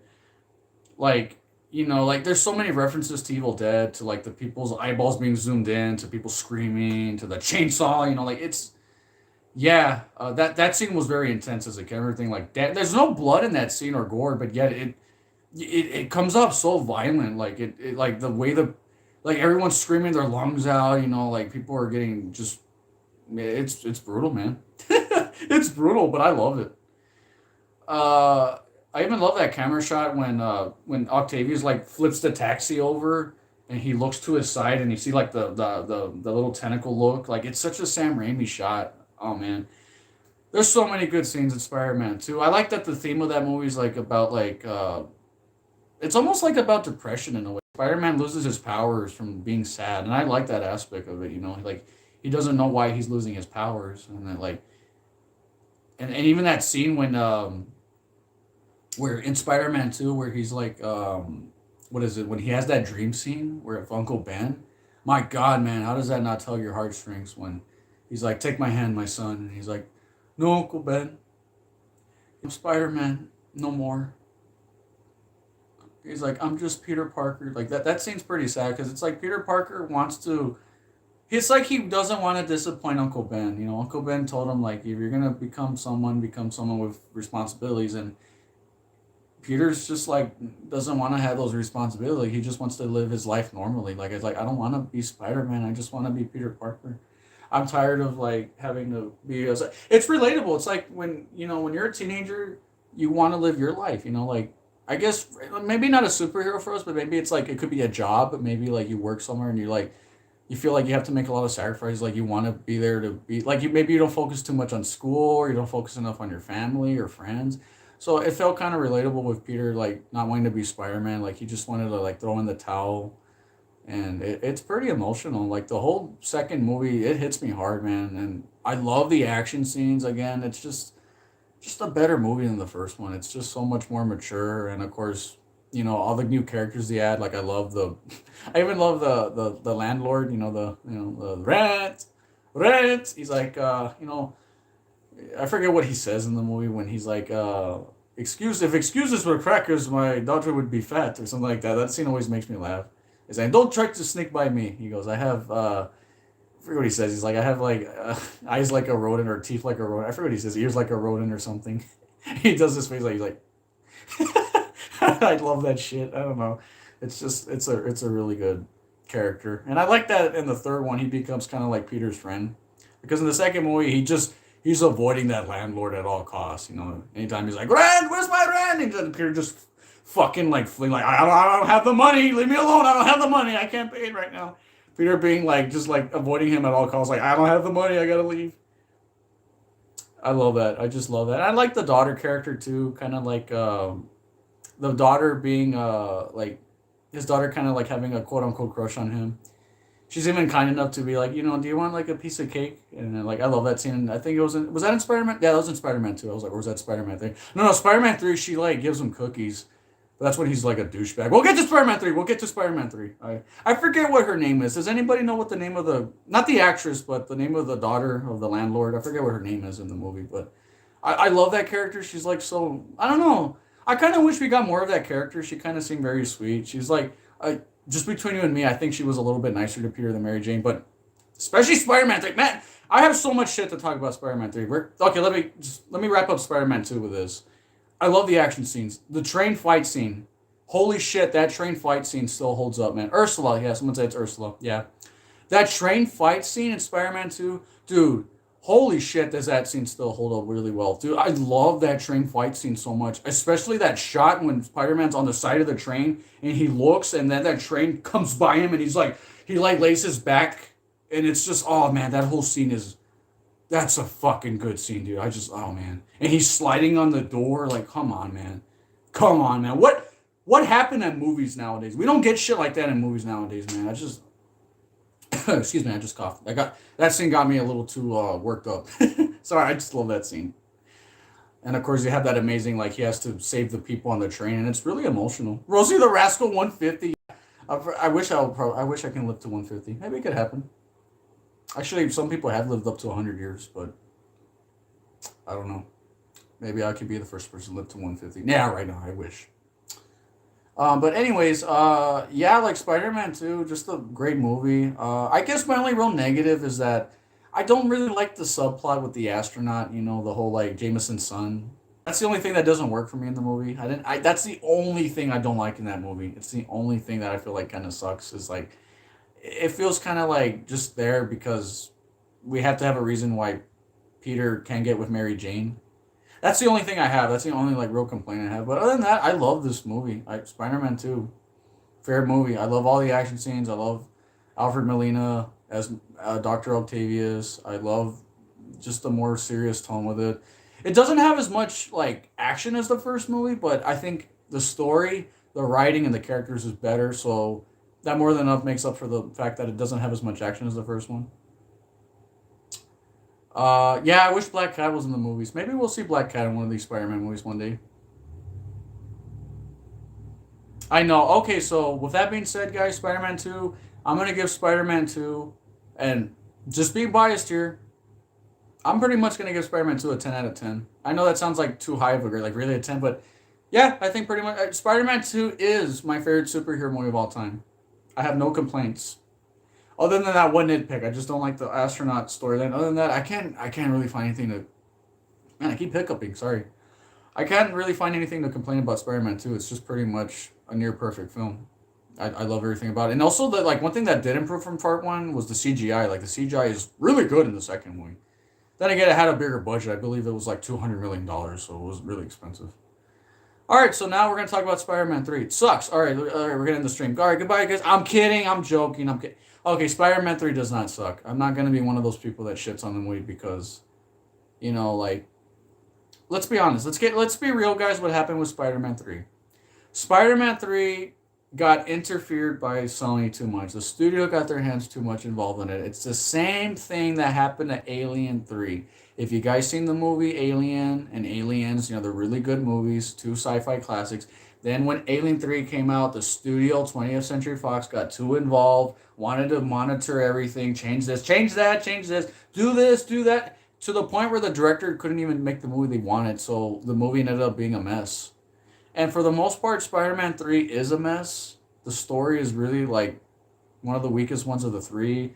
It has structure and pacing issues. It's all over the place. There's too many plot lines. But what saves the movie is that Sam Raimi still directed it really well, despite, like, pretty much it's like Sam Raimi was a cook. He made a really good dish, and then somebody, like, fucking spilled, like, a bunch of, like, crap on the dish, and Sam Raimi was able to, like, turn that dish into something else. Like Sam Raimi was baking a cake, and some guy like dumped like a bunch of mashed potatoes, and Sam Raimi's like, "Oh shit!" So he decided to make it like into a sweet potato pie using that mashed potatoes. Like it's like he saved it. It didn't come out perfect, but he saved it because somebody else came in there and screwed it up. But yeah, Spider-Man 3. For me, it's the weakest of the three, but. I really like Spider-Man 3's, like, the best thing I can say about Spider-Man 3 is that it's the one that feels like the most like like we're getting to like the real nitty gritty of Peter Parker as a character. Yeah, someone said Spider-Man 3. I would defend it to an extent, but the production was a disaster. Yeah, the production was a disaster. I know that Sam Raimi wanted to just focus on Sandman, but the studio kept saying no, make it Venom, because Venom is one of the most popular characters. I mean, for crying out loud, two movies of Venom out right now. And obviously, a lot of people love Venom. But in my opinion, this is coming from someone who's also a big Venom fan. I don't think Venom needed to be in this movie. I'll be honest with you. Venom was very unnecessary in this movie. You could have taken out the whole Venom character because he didn't add anything. And I don't want to sound mean, but Venom is probably the weakest villain of this whole trilogy. And it's not the actor's fault. Topher Grace, that's the name of the actor, the one from that '70s show. It's not his fault. Okay, I think he's an okay actor. It's just that this story, the way they written him, it just felt so last minute, and that's because Sam Raimi didn't want to put Venom in the movie, but Stu's like, put him in, and for the most part, I mean, it's a good portrayal of Venom, but you could totally tell Sam Raimi had no interest in the character. I mean, people said like, yo, Venom was done dirty in this movie. It's like, yeah, because the director didn't really care about Venom. Now he does. Sam Raimi read more about Venom and says like, if he was to make another Spider-Man, he would do the character again if he could, but. Yeah, Venom's probably the worst part of that film. Uh, and I just don't like the dialogue they give Venom to in that movie. I mean, I really don't like the oh, my spider sense is tingling. If you know what I'm talking about, it's like you made me lose my girl. Now I'm gonna make you lose yours. How's that sound, Tiger? Like they give him really bad dialogue, in my opinion. I mean, I know it's supposed to be like comic book dialogue, but in my opinion, it came off kind of more cringe than anything. I was like, this is not good. Like Spider-Man 1 and 2, it did have cheesy dialogue. I mean, I'm not going to sit here and say the dialogue was perfect, but it's supposed to be comic book dialogue. It's meant to reference the comic books. Like you have the Spider-Man 1 line, when Green Goblin's like, "What about my generous proposal? Are you in or are you out?" And he's like, "It's you who's out, Gobby. Out of your mind." Like, that's supposed to be a comic book line. Is it cheesy? Yeah, but it works because Spider-Man's supposed to be kind of a dork. I mean, he's supposed to be. So in Spider-Man 3, because I feel like I'm talking shit about the movie now. Like, let me talk about the good stuff. Like, first of all, the movie looks great. I mean, like, the movie it's still to this day, it's the most expensive Spider-Man movie. This was a $150 million film. It's a very expensive movie, and you can kind of see it. I mean, you're like, yeah, there's a lot of money being thrown at this scene. There's a lot of really good, like, for the most part, I think the special effects are good, with the exception of just like they relied a little too much on the CGI, and I'm not talking about the Sandman stuff. I'm talking about like when Peter Parker is swinging, or when James Franco's character when he's the new Goblin. Uh, yeah, that whole like making them CGI in scenes, it looks bad. Like, it kind of reminded me a lot of the Matrix Reloaded, where they CGI'd Keanu Reeves and CGI'd all the Smiths. It always looked like a damn video game, and it still does to this day. Yeah, Harry and Peter teaming up with was pretty cool. Oh god, I just spit when I did that, girls. Um, yeah, like, actually, somebody left a comment saying that I didn't like it when Peter kissed Gwen. Yeah, when Peter, I was gonna say Peter Parker. Yeah, Peter Parker. I was gonna say Peter Griffin. When Peter Parker kissed Gwen Stacy, I even back when I watched it in 2007 in the theaters, I remember being so mad. Like, I don't get why Peter was so oblivious to that. Like, he's like, "Come on, put it for the show." I'm like, "Aren't you gonna propose?" Like, I like how in the beginning of the movie he's like, "I'm gonna propose to Mary Jane," and like he gets Aunt May's blessing, and it's so stupid because he's gonna propose to Mary Jane, and yet he decides to do something that would probably not get you to get married with a girl, is to not, like, Peter, you're basically cheating on her. You're cheating on. I get he was doing it because it's supposed to be for the show. It's like, it's just for the she's just a friend from class. Peter, it's dumb. I don't care, Peter. Try this shit in real life, guys. I dare you. Guys, try that in real life. Try kissing another girl in front of your. If anybody has a girlfriend, try kissing another girl, and just say, "Oh, we're just friends," and I was just doing it for, like. You're sleeping in the goddamn sofa tonight. I'll tell you that much. Or you're not getting her phone number back. You're not getting any. You're gonna be blocked off all her social medias. Go away. I'm calling the cops on you next time we talk. Go away. No, I mean, that was pretty messed up. I was like, come on, Peter. Peter's kind of a dick in this movie too. But to be fair, he let his ego get to him. Because I know that's the theme about Spider-Man 3. It's about ego. Like, Spider-Man's ego got to him. He's real popular. Everyone loves him. But Mary Jane, she feels kind of like she's not doing that good. Her Broadway, or she's doing like a Broadway thing, and she apparently bombed. And Peter's real oblivious to it. And yeah, he's kind of a douchebag in this movie, even before he gets the black suit. And I get it, it's because the theme is like, well, Peter's supposed to be all like, like egotistical right now. He's all like, he's at his all-time high. But I'm like, Peter should kind of really pay attention more to Mary Jane. It's like, come on, Peter, it kind of reminds me of what happened to Rocky, where, in the later movies, he kind of like let the fame get to him. It's like, yeah, like, Peter, you're letting your fame get to you. Like, your head's getting a little too big to fit in that mask, if you get me. Yeah, someone said he wasn't thinking when he kissed her. That scene always bothered me. I'm sorry, the upside down kiss. It felt so out of character for Peter Parker. I never, like, Mary Jane was pissed off, and I was like, yeah, I kind of agree with Mary Jane. Like, Mary Jane in this movie is kind of also like a little bit of a, it's kind of a bit of a bitch in this one. I don't really like that she's real harsh on Peter. Like, she gets kind of jealous of the fact that, like, she's doing a lot better than him, and I get it. I mean, Mary Jane basically wishes like she had superpowers to an extent, or wishes she had like Spider-Man's like respect and fame. But I mean, come on, like, Mary Jane, you should love Peter because you love him. But to be fair, Peter should also love Mary Jane and help her out, because in the movie it's like he's getting his ego's getting to him, and Mary Jane's like, like, hey, like, yeah, you're gonna tank, and so did Peter. Like, Peter wasn't doing too good. I mean, Spider-Man 1, he was just a nerd that got bullied at school. But yeah, like, my biggest gripe with Spider-Man 3 was just Venom. And then you have, Harry Osborn being the new Goblin, as they call him. And I also had an issue with that too, where I didn't mind him being a villain in this movie. I had more of an issue with the whole, like, amnesia thing, where he hits his head and it's him becoming good again. That felt kind of so, like, bad writing. Yeah, it didn't work for me, but I like the character of Harry Osborn in this. Like, the characters are still good. What saves this movie are the characters, and I'm gonna talk about the strongest positive of this movie, and the biggest positive is Sandman. I think the character of Sandman is probably the best thing about this movie. I think he saved the movie for me, honestly. Flint Marco, as he's called, which is played by, I think his name is Thomas Hayden Church. I believe that's his name. I like the character. You like his backstory. He's the only villain that feels like he's kind of developed because Venom were barely there, and Harry Osborn. I mean, his motives were built up from the first two, but even then, him becoming New Goblin just feels so forced. It doesn't have no like. You notice when he becomes New Goblin, it just comes out of nowhere. He's just like, you knew this was coming, Pete, and he's like, oh, here's Green Goblin Junior. Gonna cry? No. So many memes out of that. We'll talk about the emo Peter shit in a bit. We'll talk about that.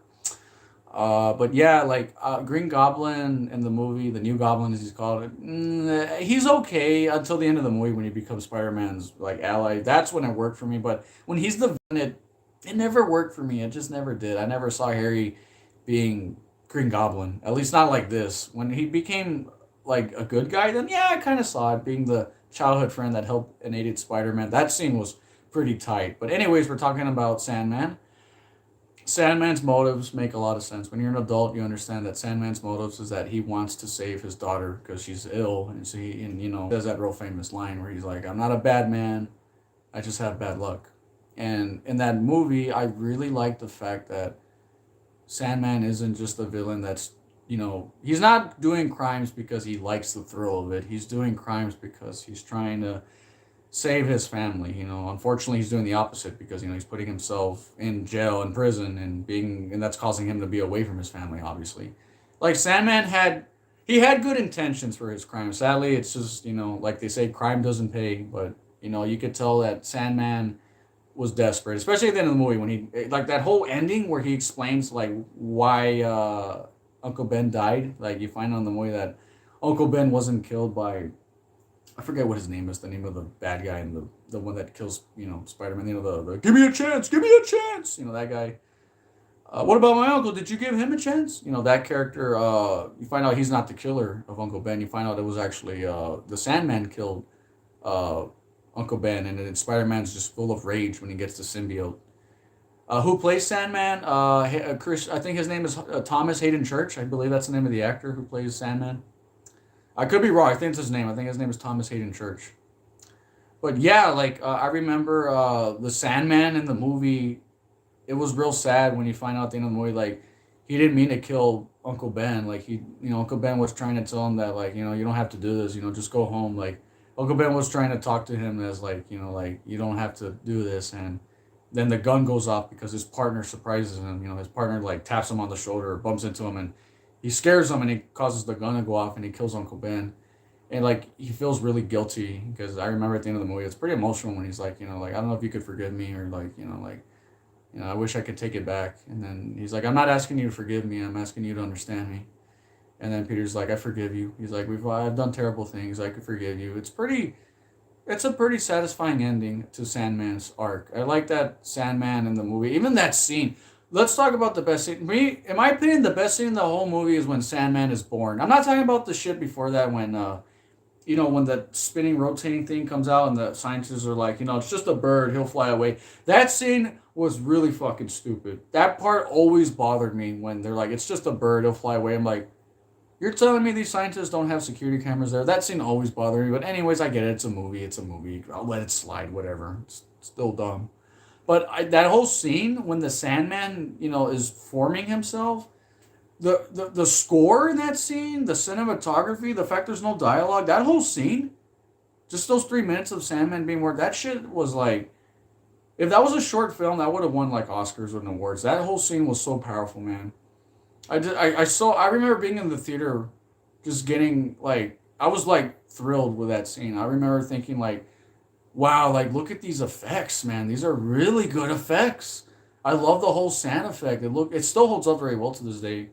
Even that when he's just trying to pick up his locket and his hand goes through it and you see like he's like really struggling and he's pissed, and then he builds his fingers and he grabs it and he looks at the locket and he like holds it like that and then he gets up. That whole scene, it's powerful, man. It's really powerful.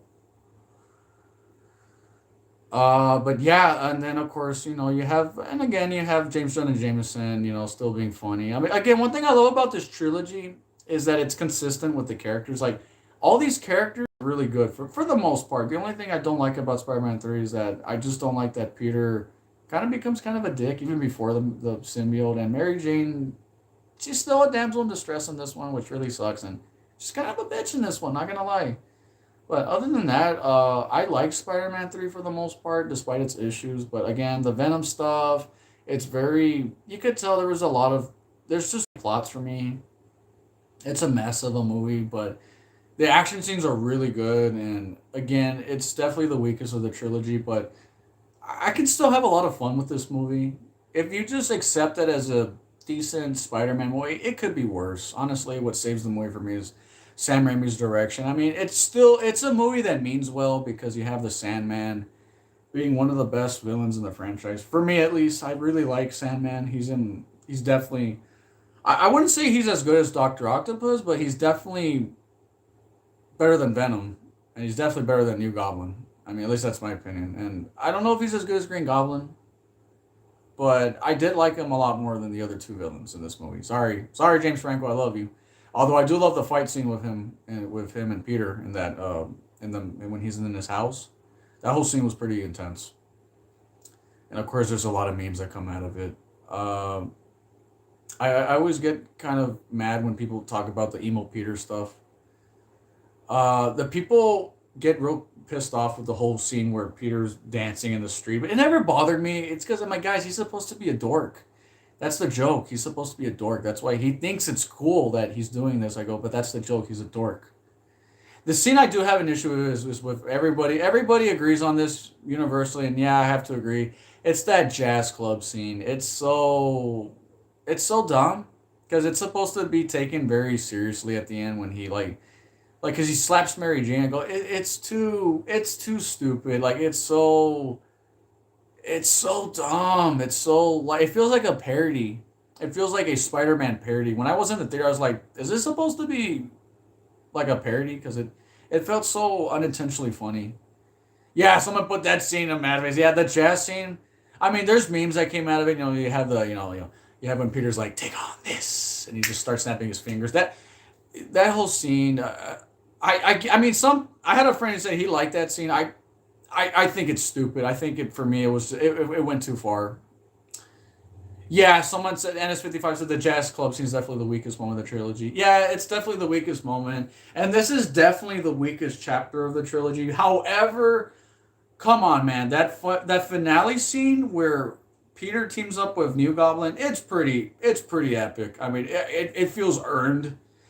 And then the giant Sandman, that's great. All that scene is pretty really well done, and I love the whole like. And I remember one thing I saw in the trailer, which was pretty cool. I remember one thing that got people hyped for Spider-Man 3, especially the trailer, was I remember at the end of the trailer. I remember when I was in the theater. I forgot what movie I was seeing, but at the end of the trailer of Spider-Man 3, I like that the trailer ends with kind of like a horror movie vibe where it's Peter hearing like Venom's roars in like the construction site. Like he hears his roars and he's like looking all around and like he looks like left and right and then he's just standing there and you see like Venom's hands grab him from his head and pull him up and I remember that's how the trailer ends. I was like, oh shit, that's awesome. This movie's gonna be awesome. And then you watch the movie and it's like, it was okay. I get what they're trying to do with Venom. I really get what they're trying to do. Where they're trying to make him like almost like Peter, where he was kind of like somebody that was also a photographer. But the problem is Eddie Brock is not supposed to be Peter. He's the opposite of Peter. He's supposed to be a jock. He's supposed to be like Flash from Spider-Man 1. But if they did him like that, it would have made more sense if it was Spider-Man's bully. It would have made more sense. If Venom was Spider-Man's bully, it makes more sense because, him stealing his girl and all that. I mean, yeah, you had Gwen Stacy. By the way, I didn't even talk about Gwen Stacy because I love the actress. I mean, Bryce Dallas Howard, I mean, she's wonderful. I've seen her in Jurassic World. She's great in those. But she's not really developed. I mean, that's my main problem with this movie. The plot and the characters don't really get well developed. And it's the one big issue I have with this movie.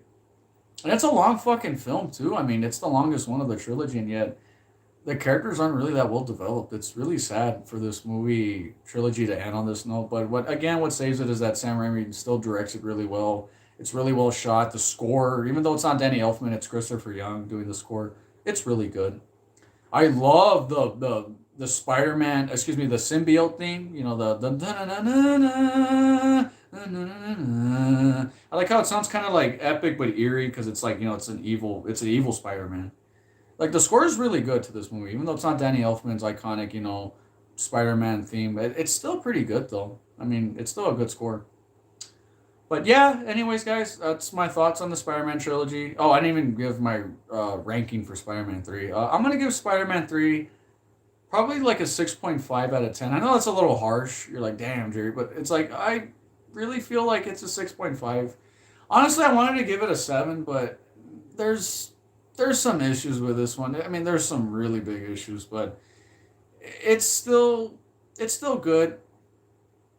It's because the problem with Spider-Man 2 was so goddamn good that Spider-Man 3 really felt like a drop in quality. Like, I don't know. For me, like, I feel like Spider-Man 3 would have been more well received if Spider-Man 2 didn't happen. Like, if Spider-Man 1 came out, you didn't have Spider-Man 2, then people were like, wow, this is a good sequel. Not as good as part 1, but it was good. But since Spider-Man 2 set the bar to, like, this level, Spider-Man 3 kind of just met, like, at it's okay.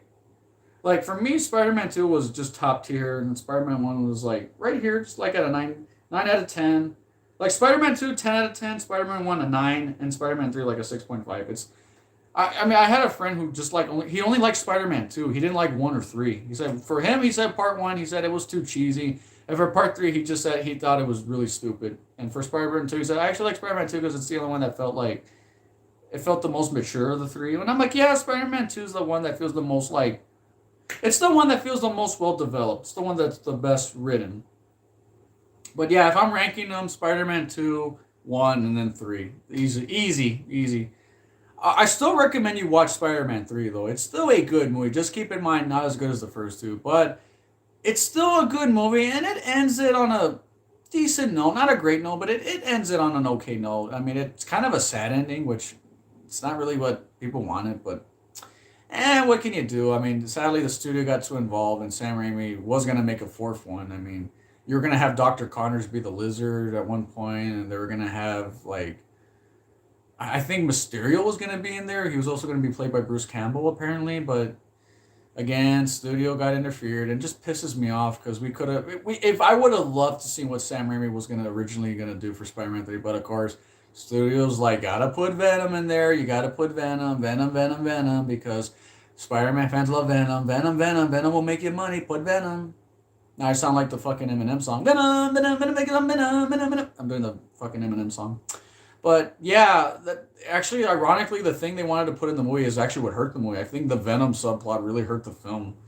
Honestly, the whole symbiote suit thing just really slowed the movie down for me, and I just didn't like it. I mean, I get what they were trying to go for, like Spider Man's a monster, he's becoming evil, but for me, it's the weakest aspect of this trilogy was the whole symbiote stuff. For me, at least. I mean, I liked Spider Man being kind of a bit of a douchebag in the suit, but it's the weakest thing about it. It just doesn't feel really well developed. I felt that was the weakest thing about it. But anyways, guys, what are your thoughts on the Spider-Man trilogy? Let me know in the comments on this live stream. You guys, if you guys missed the stream, hopefully you're able to catch this video. I'll keep it up on my channel. Hey, someone says Harry Potter and the Fantastic Beasts review next stream. Just kidding. I don't think you're not a Harry Potter fan. I've only seen a few Harry Potter movies. Maybe one day I'll check out the entire franchise and do a live stream on them. But anyways, guys, I love the Spider-Man trilogy. I'll be honest with you guys. I had a blast rewatching these. I actually watched them as soon as I put that post today. I actually watched all three Spider-Man movies. No joke. I just finished Spider-Man 3 like 30 minutes. Well, 30 minutes before the stream. 8 films, good luck. Yeah, Michael Burns. And by the way, the stream's not over. I'm still going to talk for 30 minutes, and then after that, I'll cut the stream. So if you guys have any other questions, let me know. But yeah, Spider-Man 2 will always be my favorite. This is pretty much the best Spider-Man movie of all time. Although I do love Spider-Man the Multiverse. That's pretty much one of the best Spider-Mans as well. And I did like Spider-Man, Homecoming. That one was pretty good, though. Although I kind of don't remember too much about it. I mean, it wasn't really memorable, but it's still a good movie. But yeah, what other Sam Raimi films have you seen? NS55, I've seen the Evil Dead trilogy. I've seen the Spider-Man trilogy. I've seen Darkman. I've seen The Gift, which is not a great movie, by the way. What else have I seen by Sam Raimi? I've seen that Wizard of Oz movie he made with James Franco. I think it's called The Great Powerful Oz. I think that's what it was called. That one was okay. It wasn't a great movie, but it was okay. It was all right. Wasn't my cup of tea, but it was okay. And I think that's about it. I think those are the only Sam Raimi movies I've seen. So, oh, Michael Burns said, "What would you change about the third film?" Uh, the only thing I would change about Spider-Man 3, again, I'm no screenwriter, or so take this with a grain of salt. The only thing I would change about Spider-Man 3 is that I would say remove the Venom subplot. All right, I'll definitely have to watch The Quick and the Dead and The Simple Plan. I'll have to check those out. NS55. I'll take your recommendations. Thanks. But yeah, the thing I would change about Spider-Man 3 is get rid of the symbiote storyline. I feel like the Venom shit was like added last minute. It really slows the movie down. Get rid of the whole amnesia thing with that. It should have been just Sandman, and that's it. Harry Osborn, you could tease him being a villain. Or what I would have done is do what the Dark Knight did. Remember how Harvey Dent became Two-Face till the end of the movie, like the last 30 minutes of the movie? Do that, where Harry Osborn would be hinted becoming New Goblin until like the last act of the movie. He's then New Goblin, and Spider-Man fights him at the end of the movie, and then you can save him becoming the friend in the fourth one. But it should have just been about Sandman. I feel like Sandman was the only villain in this movie where he got developed, and it would have made sense. It could have been about like Sandman and Spider-Man having that personal vendetta of like, you killed my uncle, and then Sandman just trying to convince Peter like it wasn't his fault, and that would have been, if they had focused on that, it would have been much better. And that's what Sam Raimi wanted to do. He wanted to just focus on Sandman.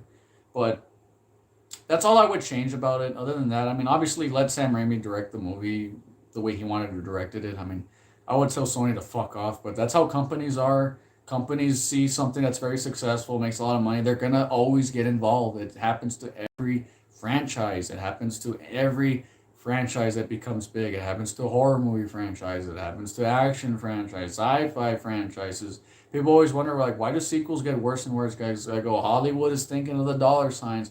They're not thinking about the craft. They're not thinking about the artmanship, the skillmanship that goes into movies. They don't care about what the director wants to do in the movie. They're just like, this in it because we'll think it'll make money. Do this in it because that'll make money. And unfortunately, that's what hurt sequels. Now, not every sequel's bad. I mean, you have really good sequels. I mean, I can name a lot of good sequels, but unfortunately, we can name more bad sequels than good. Yeah, but anyways, that's my thoughts on Spider-Man 3. I mean, I've really talked long enough about these movies. I love them to death, though. Honestly, I just recommend you guys go out and watch them. If you've never seen the Sam Raimi Spider-Man trilogy, you should because, excuse me, I just burped. You should go see them because since Spider-Man Far From Home's coming out, that references a lot of the Sam Raimi trilogy, especially with Doc Ock being shown off in the trailer. And my thoughts on that is that I'm excited. I really want to see it, but I'm gonna see it when it like comes out like on like Blu-ray because I want to see it in the theater, but goddamn, I mean, imagine even getting tickets right now is impossible. And B, I could imagine how freaking packed that theater is gonna be. And not to sound mean, I don't know if you noticed, but we're still in quarantine, and I just don't like being in big crowds. I mean, TBH, I just don't want to be around that many people. Not that I hate people, it's just that, I mean, I'm sure a lot of you guys can relate to that. I mean, I just don't want to be exposed too much. Sorry. Don't feel comfortable being out with that many people. I mean, I do go out in public, guys. I do go to stores and stuff, but, I take the safety precautions. I always wear my mask and, have my hand sanitizer at all times and just don't shake people's hands or kiss anybody in the butt or slap somebody with my butt cheeks, something like that, stuff like that, But yeah, if you guys also have other recommendations for me, what other movies you'd like me to review, let me know in the comments. It doesn't always have to be superhero movies. I'm down to hearing suggestions. Somebody left a comment saying like, would you review this? And someone said like they didn't want me to review the Spider-Man movies. But I was like, hey, come on, I want to talk about these. But I want to know if you guys wanted me to talk about them. And most of you said yes. The majority of you guys voted yes. So thanks, guys. I appreciate you guys suggesting that I review these movies. Yeah, I love The Matrix, by the way. And I can't wait for the new Matrix coming out. I actually love The Matrix. But I love the first one. The sequels, they're okay. Yeah, actually, I just if I just asked me about the Matrix, yeah, I've seen the. I've only seen the first one fully. The second one, I feel kind of was a little too confusing, and the third one, I think the third one I kind of fell asleep. I found the third one kind of boring. I have to rewatch them. I'll probably rewatch the trilogy because the fourth one's coming out. But I love the first Matrix. The first Matrix is like really good. It still holds up very well. Some of the best special effects, and they still holds up very well. I know there's a movie called Dark City that obviously did it first, but The Matrix is still a really damn good movie. The Wachowski brothers directed one of the most original sci-fi action movies of all time. Yeah, I'll do. You know what? I'll probably make that the next live stream. I'll talk about the Matrix trilogy, but I have to rewatch them. Thankfully, I own all three of the movies. I own the Matrix Reloaded, and the Matrix Revolutions. I've never seen the animated one though. Yeah, the N65, definitely rewatch them. But I love the first one. The first one's great, man. I love the score to that movie. That oh man. Again, we'll say that for we'll save that for a Matrix stream. I think what I'll do is I'll probably add like a green filter, and I'll probably put shades on and wear a black trench coat and have two machine guns, and that can make the stream more like I didn't have any Spider-Man merchandise. Sadly, I don't have like a Spider-Man like shirt. I used to have a Spider-Man shirt. Some of you guys seen me wear a Spider-Man shirt back in my old YouTube days. I think I used to wear a Spider-Man shirt. It said like I own this town or I own this city, but the own with the O was a Spider-Man face. I forgot what my shirt said, but yeah, I used to have a Spider-Man shirt on my channel back in the day. But anyways, I don't have any Spider-Man shirts or merchandise, sadly. Sorry guys, I don't have Spider-Man merch except for those DVDs right there. That's the only thing I have that's Spider-Man related in my household. I don't have any other Spider-Man movies because I mean I love the Amazing Spider-Man one. I thought the first one was good. The second one not so much. The second one was kind of poo poo, but the first one was okay. First one was decent. And the Tom Holland ones were really good. But I don't remember too much about them. I have to rewatch them because I've only seen them once. But I did like you know Spider-Man Far From Home and Spider-Man Homecoming. Excuse me, Spider-Man Far From Home. But is that what it's called? What the hell's I get the titles confused because I hate how they all have the word home. There's Spider-Man Homecoming, Spider-Man Far From Home, and then there's Spider-Man No Way From Home. Oh fuck man, I hate the titles so much. Yeah, I've seen the first two of the Tom Holland ones. That's not including his appearance in that Captain America Civil War movie. We're not counting that, or him in the Avengers movie. I'm not gonna count those because those aren't Spider-Man movies. Even though he's in the movies, I get it. I know someone's like he's in the movies. It counts as a Spider-Man movie. Like no, it doesn't because he's just. It's like saying I don't know. It's like saying Resident Evil. It's like saying Marvel versus Capcom 3 is a Resident Evil game just because Chris Redfield's in there. It's like does it really count? Just because they have a character in there? I mean, not really. At least that's my opinion. Don't argue with me on that. But yeah, I love this trilogy. I love it to death. I don't have any complaints. If I had to complain about one thing is that I wish that Sam Raimi got to direct the fourth one. I don't know why I'm doing that voice. Yeah, I just wish Sam Raimi would direct another one. I know he's gonna direct I believe he's gonna direct the Doctor Strange sequel. So Sam Raimi, I would love to see you make another superhero movie because I love Sam Raimi as a director. He's really good. I love the Evil Dead trilogy. It's my favorite horror movie franchise of all time, and Spider-Man's one of my favorite superhero movie franchises.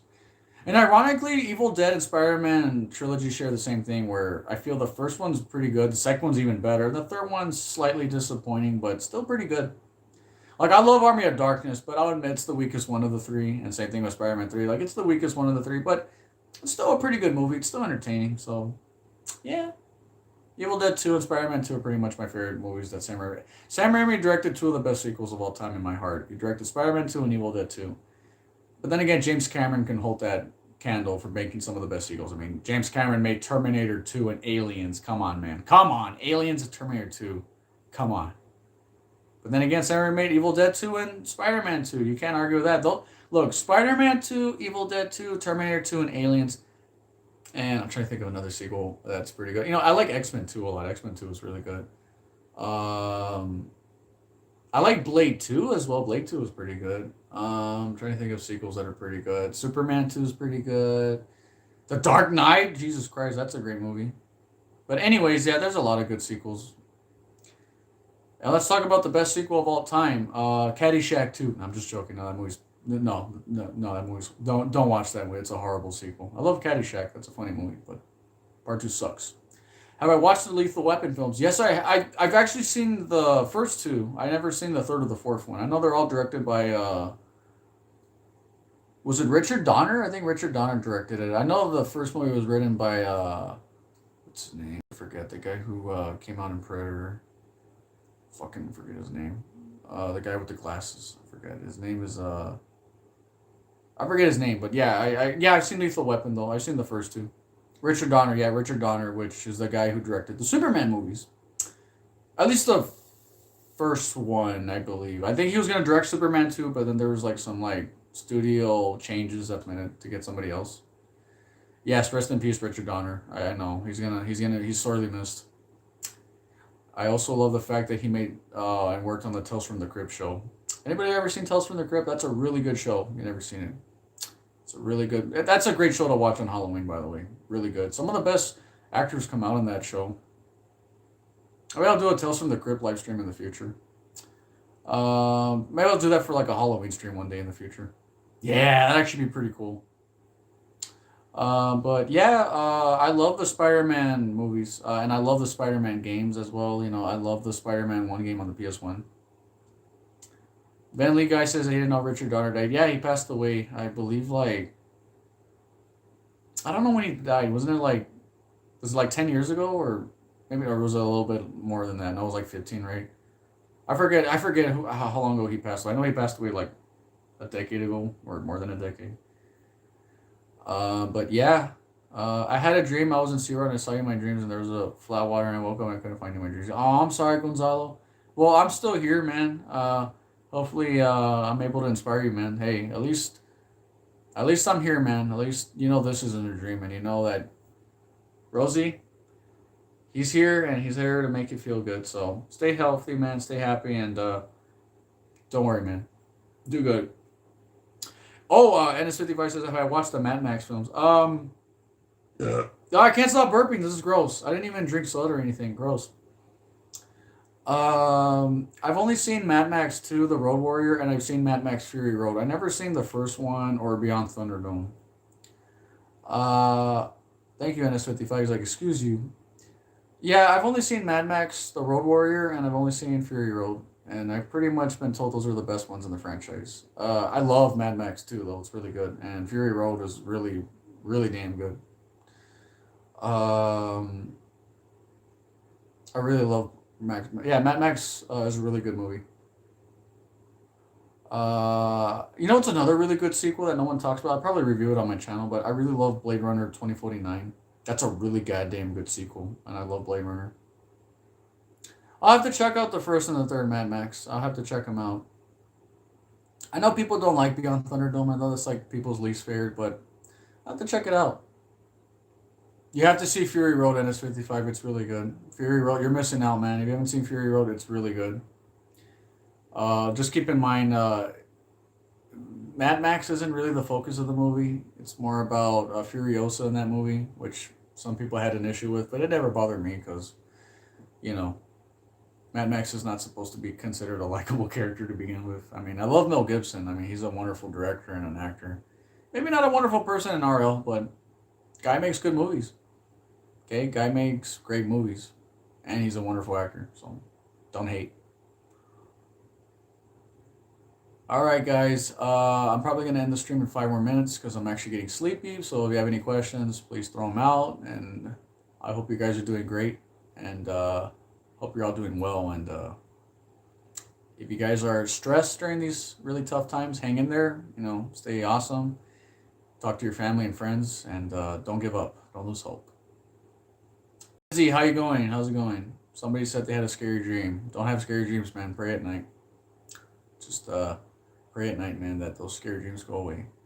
Shattuck 2014 said good night. Good night, Shattuck. God bless, Uptown Matty Flower. God bless. Dizzy, I like your cat. I like your cat profile pic.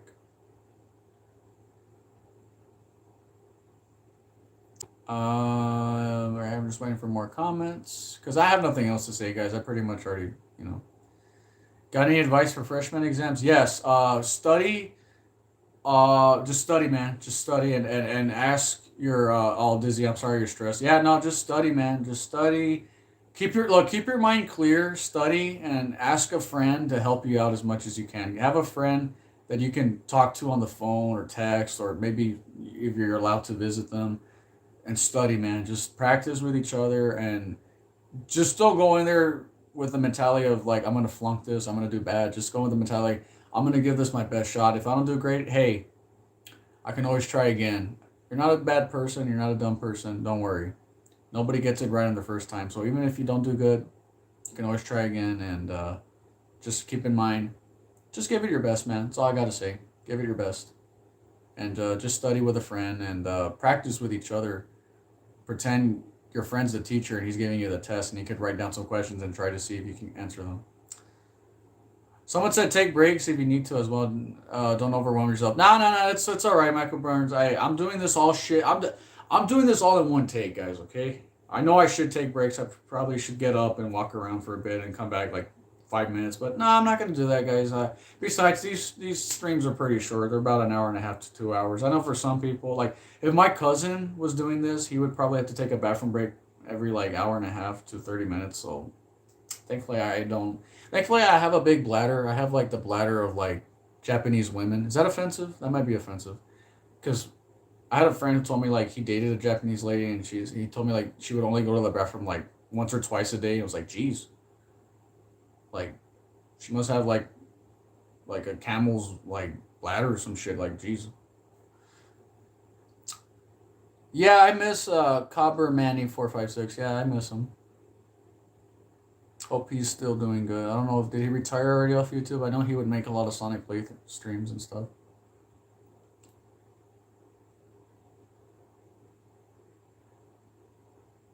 Someone said, "Why is there no part 24 in your Evil Within 2 playthrough?" I didn't finish Evil Within 2. I need to go back and finish that one of these days. Yeah, I actually just I stopped playing Evil Within 2. Thoughts on Sonic Frontiers?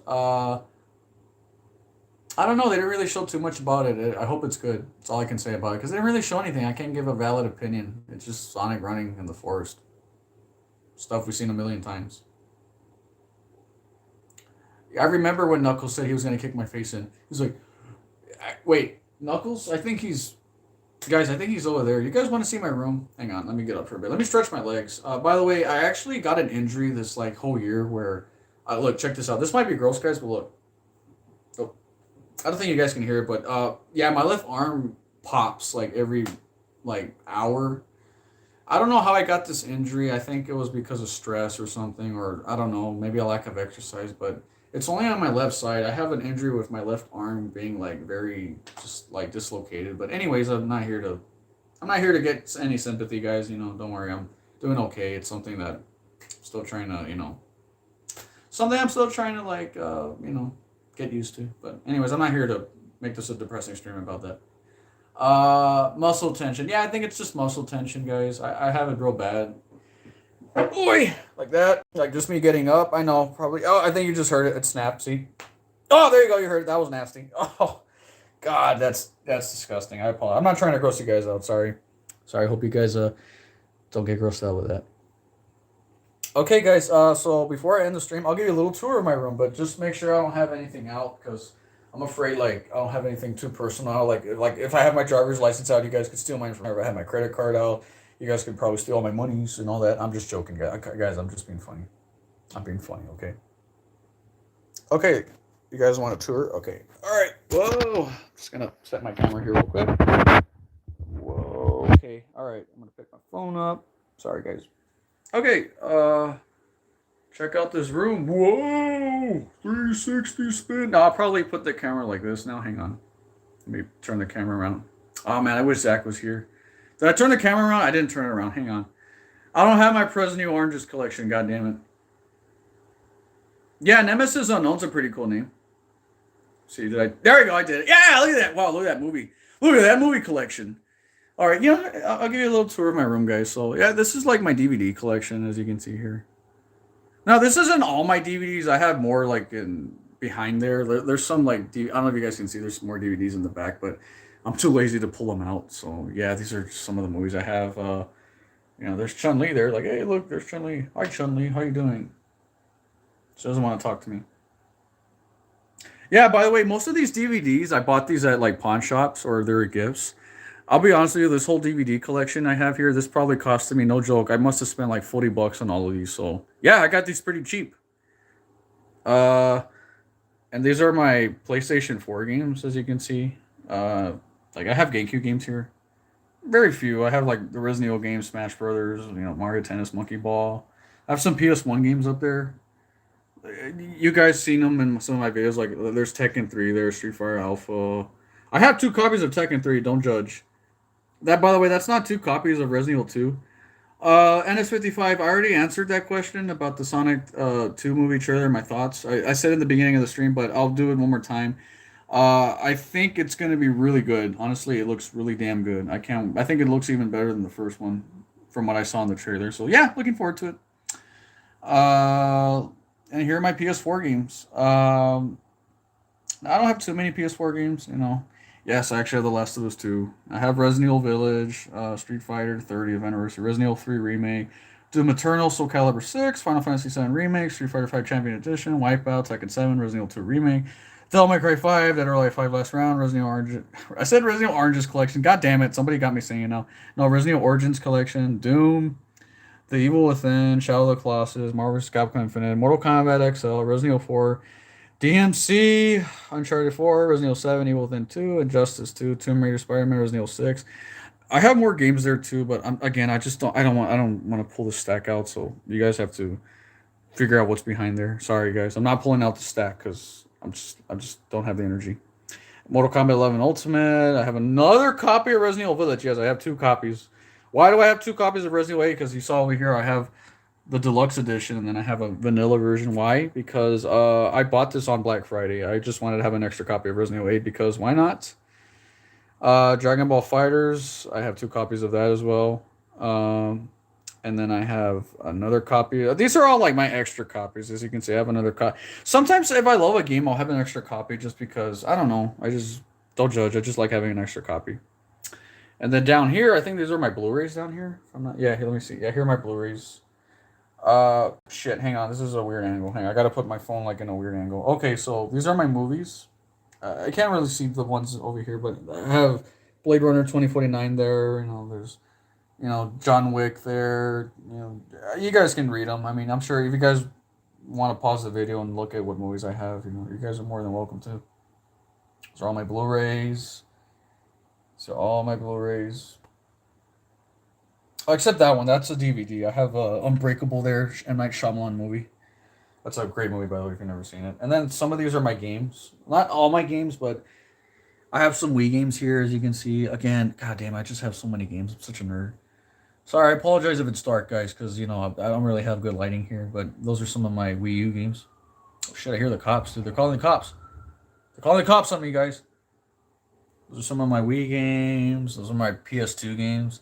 Yeah, I have some of the Silent Hill games. By the way, the Silent Hill games have gone up in price. Those are some of my PS3 games. I don't have my PS3 anymore, so I sold most of my PS3 games. And these are just a bunch of game cases. And, what's that? What is that? Oh, I thought you said you were going to buy that game, Rosy. I thought you lied. You said you were going to get it. Okay, guess what? I bought it because it was on sale on Black Friday. Don't judge, okay? I bought it because it came with a fucking keychain, so leave me alone. Alright, and yeah, those are pretty much my games. I also have some VHSs. Look, I have the Toxic Avenger down there and Halloween 2, so that's pretty cool.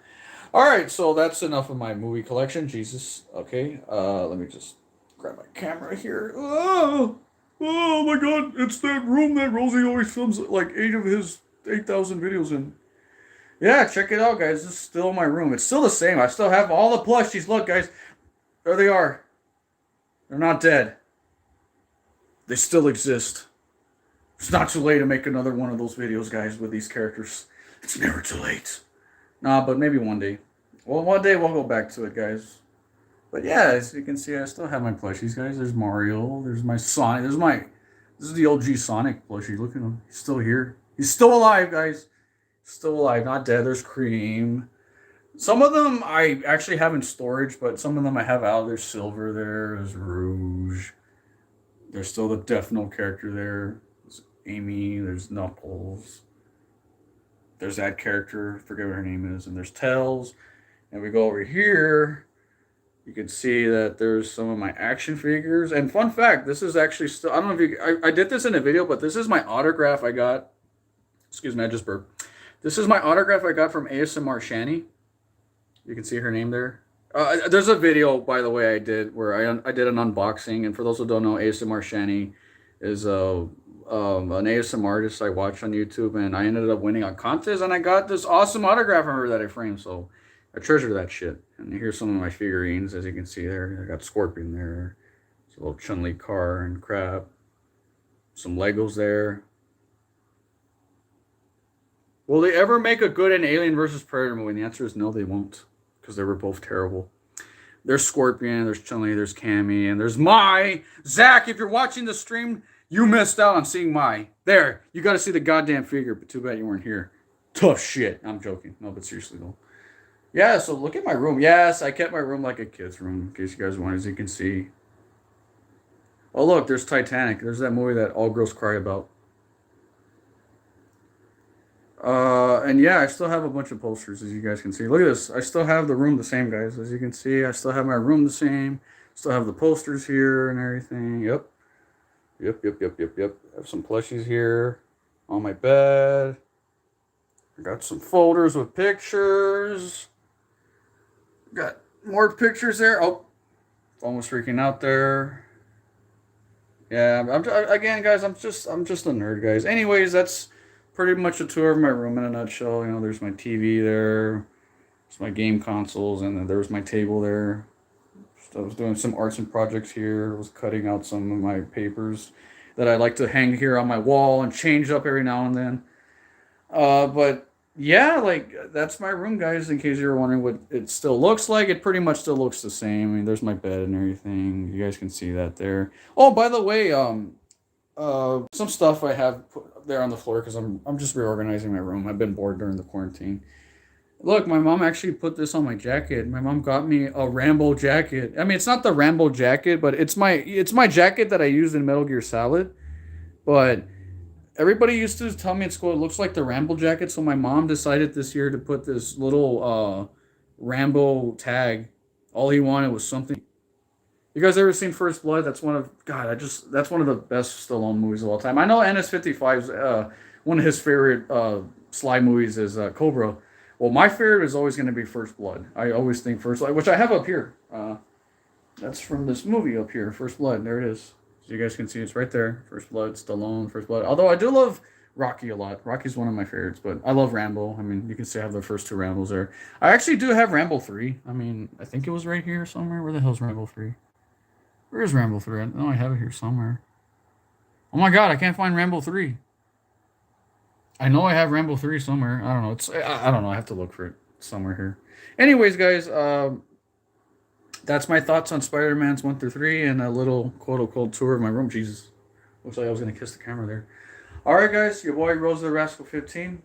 Stay safe, guys. God bless. Hope you liked this video. And we'll see you guys. Well, see you guys in the next Rosy the Rascal 15 production. And we'll see you guys in the next live stream. So take care, guys. Stay safe.